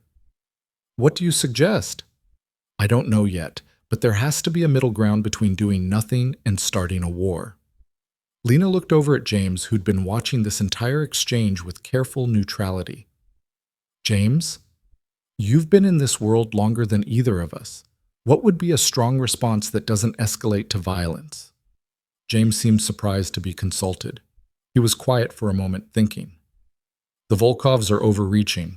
They're trying to bait Mr. Kane into a violent response that would justify their expansion into his territory. If he responds with measured strength instead of rage, it undermines their strategy. Measured strength, Victor repeated. Meaning what, exactly? Meaning we make it clear that Miss Hart is completely off limits without actually spilling blood. Economic pressure instead of physical violence. Political maneuvering instead of direct confrontation. James's expression was thoughtful. The Volkovs have been trying to expand their port operations.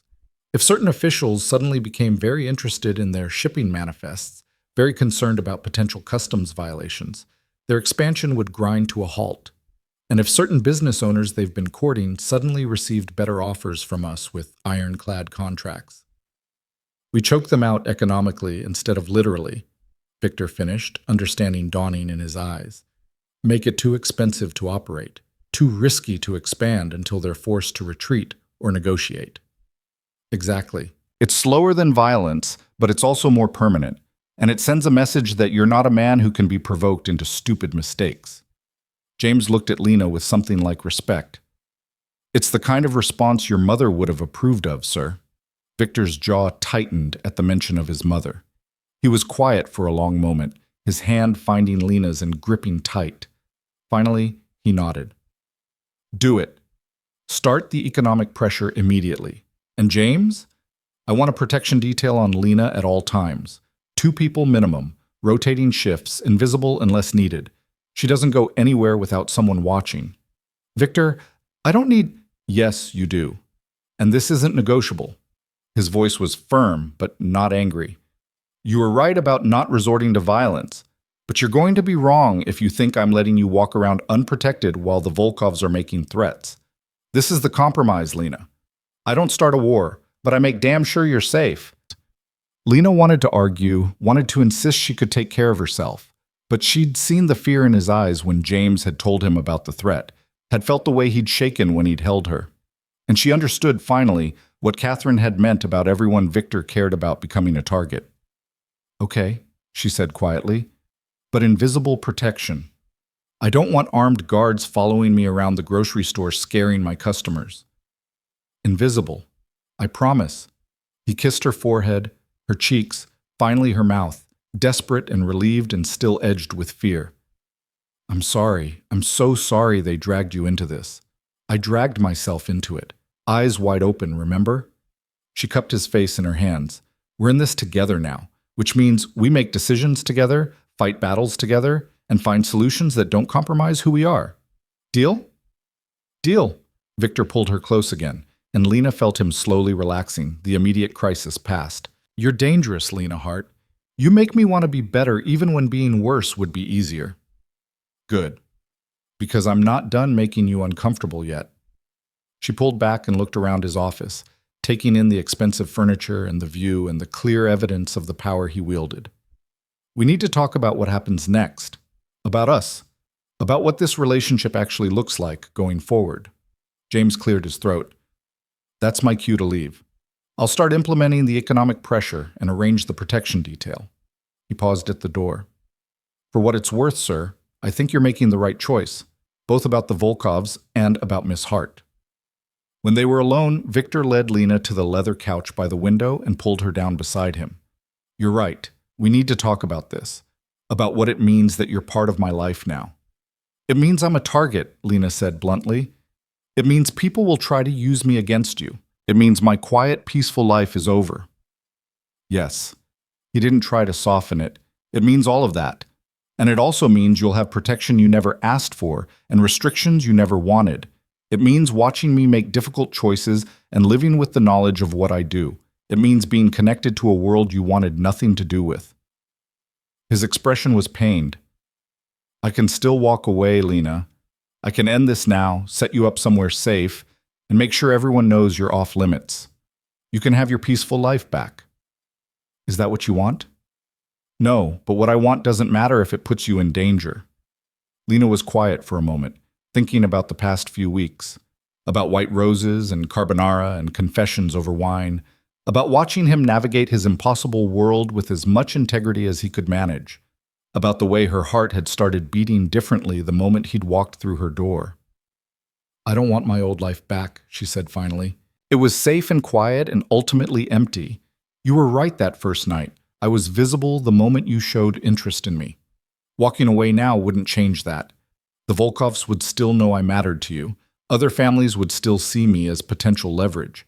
The only thing that would change is that I'd be dealing with all of that alone instead of with you. So what do you want? I want what we started building. A real relationship with real trust and real partnership. I want to be part of your life. Not just the easy parts, but all of it. I want to help you carry the weight and make the hard choices and find ways to be good in a bad system. She took his hand, threading their fingers together. And I want you to stop trying to protect me from reality. I'm choosing this, Victor. I'm choosing you, all of you, including the dangerous parts. You're sure because once we commit to this, there's no going back. You become known as mine. Other families will factor you into their calculations. Every decision I make will be influenced by keeping you safe. I'm sure. Are you? Victor laughed, rough and relieved. I've been sure since the moment you looked at me like I was human instead of a headline. I'm just terrified I'm going to get you hurt. Then don't. Be smart, be careful, but don't push me away because you're scared. Lena shifted to straddle his lap, her hands framing his face. I'm not some fragile flower that needs to be kept in glass, Victor. I'm a woman who knows what she wants, and what I want is you, this, us, however complicated and dangerous and unconventional it has to be. He kissed her then, deep and claiming and full of promises neither of them could quite articulate. When they broke apart, Lena was breathless and dizzy and absolutely certain she'd made the right choice. We should tell people, Victor said against her mouth. Make it official. If everyone knows you're under my protection, it becomes less attractive to target you. Will that actually help? It should. Most families won't risk open conflict over a romantic relationship, and the ones stupid enough to try will face unified opposition from everyone else who doesn't want a war disrupting business. His hand settled at her waist, holding her steady. There's a gathering next month. All the major families, neutral territory, purely social. If I bring you as my official partner, it sends a message that can't be misunderstood. The thought of being paraded in front of the city's criminal elite made Lena's stomach drop. But she understood the logic. Better to be visible and protected than hidden and vulnerable. Okay, I'll go. But Victor, you have to promise me something. Anything. Promise me we'll still have normal too. Sunday dinners at Marco's and coffee at my shop, and nights where we just exist together without the weight of all this. Promise me we're not just a strategic alliance. We're so much more than that. He kissed her softly. You're the best thing in my life, Lena. The only thing that's completely mine instead of the family's. I promise we'll have normal. We'll have everything. The next few weeks fell into a rhythm that was strange, but somehow right. Lena opened her shop every morning with invisible guards she learned to spot by their careful positioning and rotating shifts. Victor came by most afternoons, stealing kisses between customers and helping her carry heavy arrangements to her van. They had dinner together 3 or 4 nights a week, sometimes at Marco's, sometimes at her apartment, once at his penthouse that took up the entire top floor of a building downtown and had more square footage than seemed reasonable for one person. Maya finally met Victor at a carefully arranged dinner where she grilled him like a hostile witness for 2 solid hours before grudgingly admitting he seemed more human than expected for someone who runs a criminal empire. The two of them developed a wary respect that occasionally flared into genuine friendship, usually when they teamed up to tease Lena. The economic pressure on the Volkovs worked exactly as James had predicted. Within 2 weeks, they were hemorrhaging money and political capital. Within 3, Dmitry Volkov requested a meeting to negotiate terms. Victor brought Lena to that meeting, seated her at his right hand, and made it absolutely clear that she was off limits. The message was received. The threat ended. Catherine came to the shop one more time, surveying Lena with those sharp gray eyes that saw too much. "You're still here," she observed. "I'm still here," Lena agreed, "and my nephew is happier than I've seen him in 15 years. Less isolated, more human." Catherine's expression was unreadable. "I don't know if that's good or dangerous yet. Maybe it's both. Maybe the best things usually are." Catherine's smile was small but genuine. "You might survive this after all, Lena Hart. And more than that, you might actually be good for him. Just don't make me regret giving you my approval." "I'll do my best." The gathering Victor had mentioned arrived on a cold November evening. Lena wore a deep emerald dress that Maya had helped her pick out. Elegant, but not flashy. Expensive, but not ostentatious. Victor arrived to collect her in a tuxedo that made him look like he'd stepped out of a magazine, and the way his eyes went dark when he saw her made every hour of preparation worth it. "You're going to be the most beautiful woman there," he said, his voice rough. "I'm going to be terrified," Lena corrected, "but I'll be terrified in a really nice dress." The gathering was held at an estate outside the city, the kind of old money venue that came with actual ballrooms and crystal chandeliers. Lena walked in on Victor's arm and felt every eye in the room turn to assess her. This was the world she'd chosen to enter, glittering and dangerous, full of people who smiled while calculating your weaknesses. But Victor's hand was steady at her waist, and when people approached to be introduced, he presented her with obvious pride. "This is Lena Hart, my partner. Not girlfriend, not companion. Partner, equal." The distinction mattered in this world, and Lena saw it register in the carefully neutral expressions around them. The evening passed in a blur of introductions and careful conversations. Lena met Marcus again, who was surprisingly cordial. She met the heads of 3 other families and their various representatives. She smiled and made small talk and let Victor handle the deeper discussions while she observed and learned. And slowly, she began to understand the ecosystem he navigated, the alliances and rivalries, the careful balance of power, the way respect was earned through strength and lost through weakness. It was complicated and ruthless and shot through with its own strange code of honor. "You're doing great," Victor murmured during a quiet moment on the terrace. "Half the room is trying to figure out what makes you special enough to capture my attention. And what should I tell them if they ask? That you see past the reputation to the man underneath. That you make me want to be better. That you're brave enough to love someone dangerous and wise enough to keep him human." He pulled her close, his arms wrapping around her from behind as they looked out at the estate's gardens. "That you're mine, and I'm yours, and anyone who has a problem with that can take it up with me directly." Lena leaned back against his chest, feeling safe despite being surrounded by some of the most dangerous people in the city. "I love you," she said quietly. She hadn't planned to say it, hadn't rehearsed it, but standing there in his arms with the future spreading out before them, uncertain and terrifying and full of possibility, the words felt right. Victor went very still. Then he turned her in his arms, his expression raw and wondering. "Say that again." "I love you, Victor Kane. All of you, the crime boss and the son, the man who makes hard choices, and the man who brings flowers to his mother's grave. I love who you are, and who you're trying to be, and the fact that you keep fighting to be better even when it would be easier to give up. I love you too." The words came out fierce and certain. "I have since the moment you looked at me and saw a grieving son instead of a criminal. You changed my life, Lena Hart. You gave me something worth protecting that isn't about power or territory or legacy. You gave me hope." They kissed there on the terrace, while the party continued inside, and Lena felt something settle deep in her chest. This was real, they were real, and whatever came next, they would face it together. The months that followed weren't easy. There were challenges and setbacks, moments when the weight of Victor's world felt too heavy to bear. There were threats that had to be managed and conflicts that had to be navigated. There were times when Lena questioned whether love was enough to sustain a relationship built on such complicated foundations. But there were also Sunday dinners at Marco's that turned into traditions. There were quiet mornings in her apartment where Victor helped her tend her balcony garden. There were late nights in his penthouse where they talked about everything and nothing.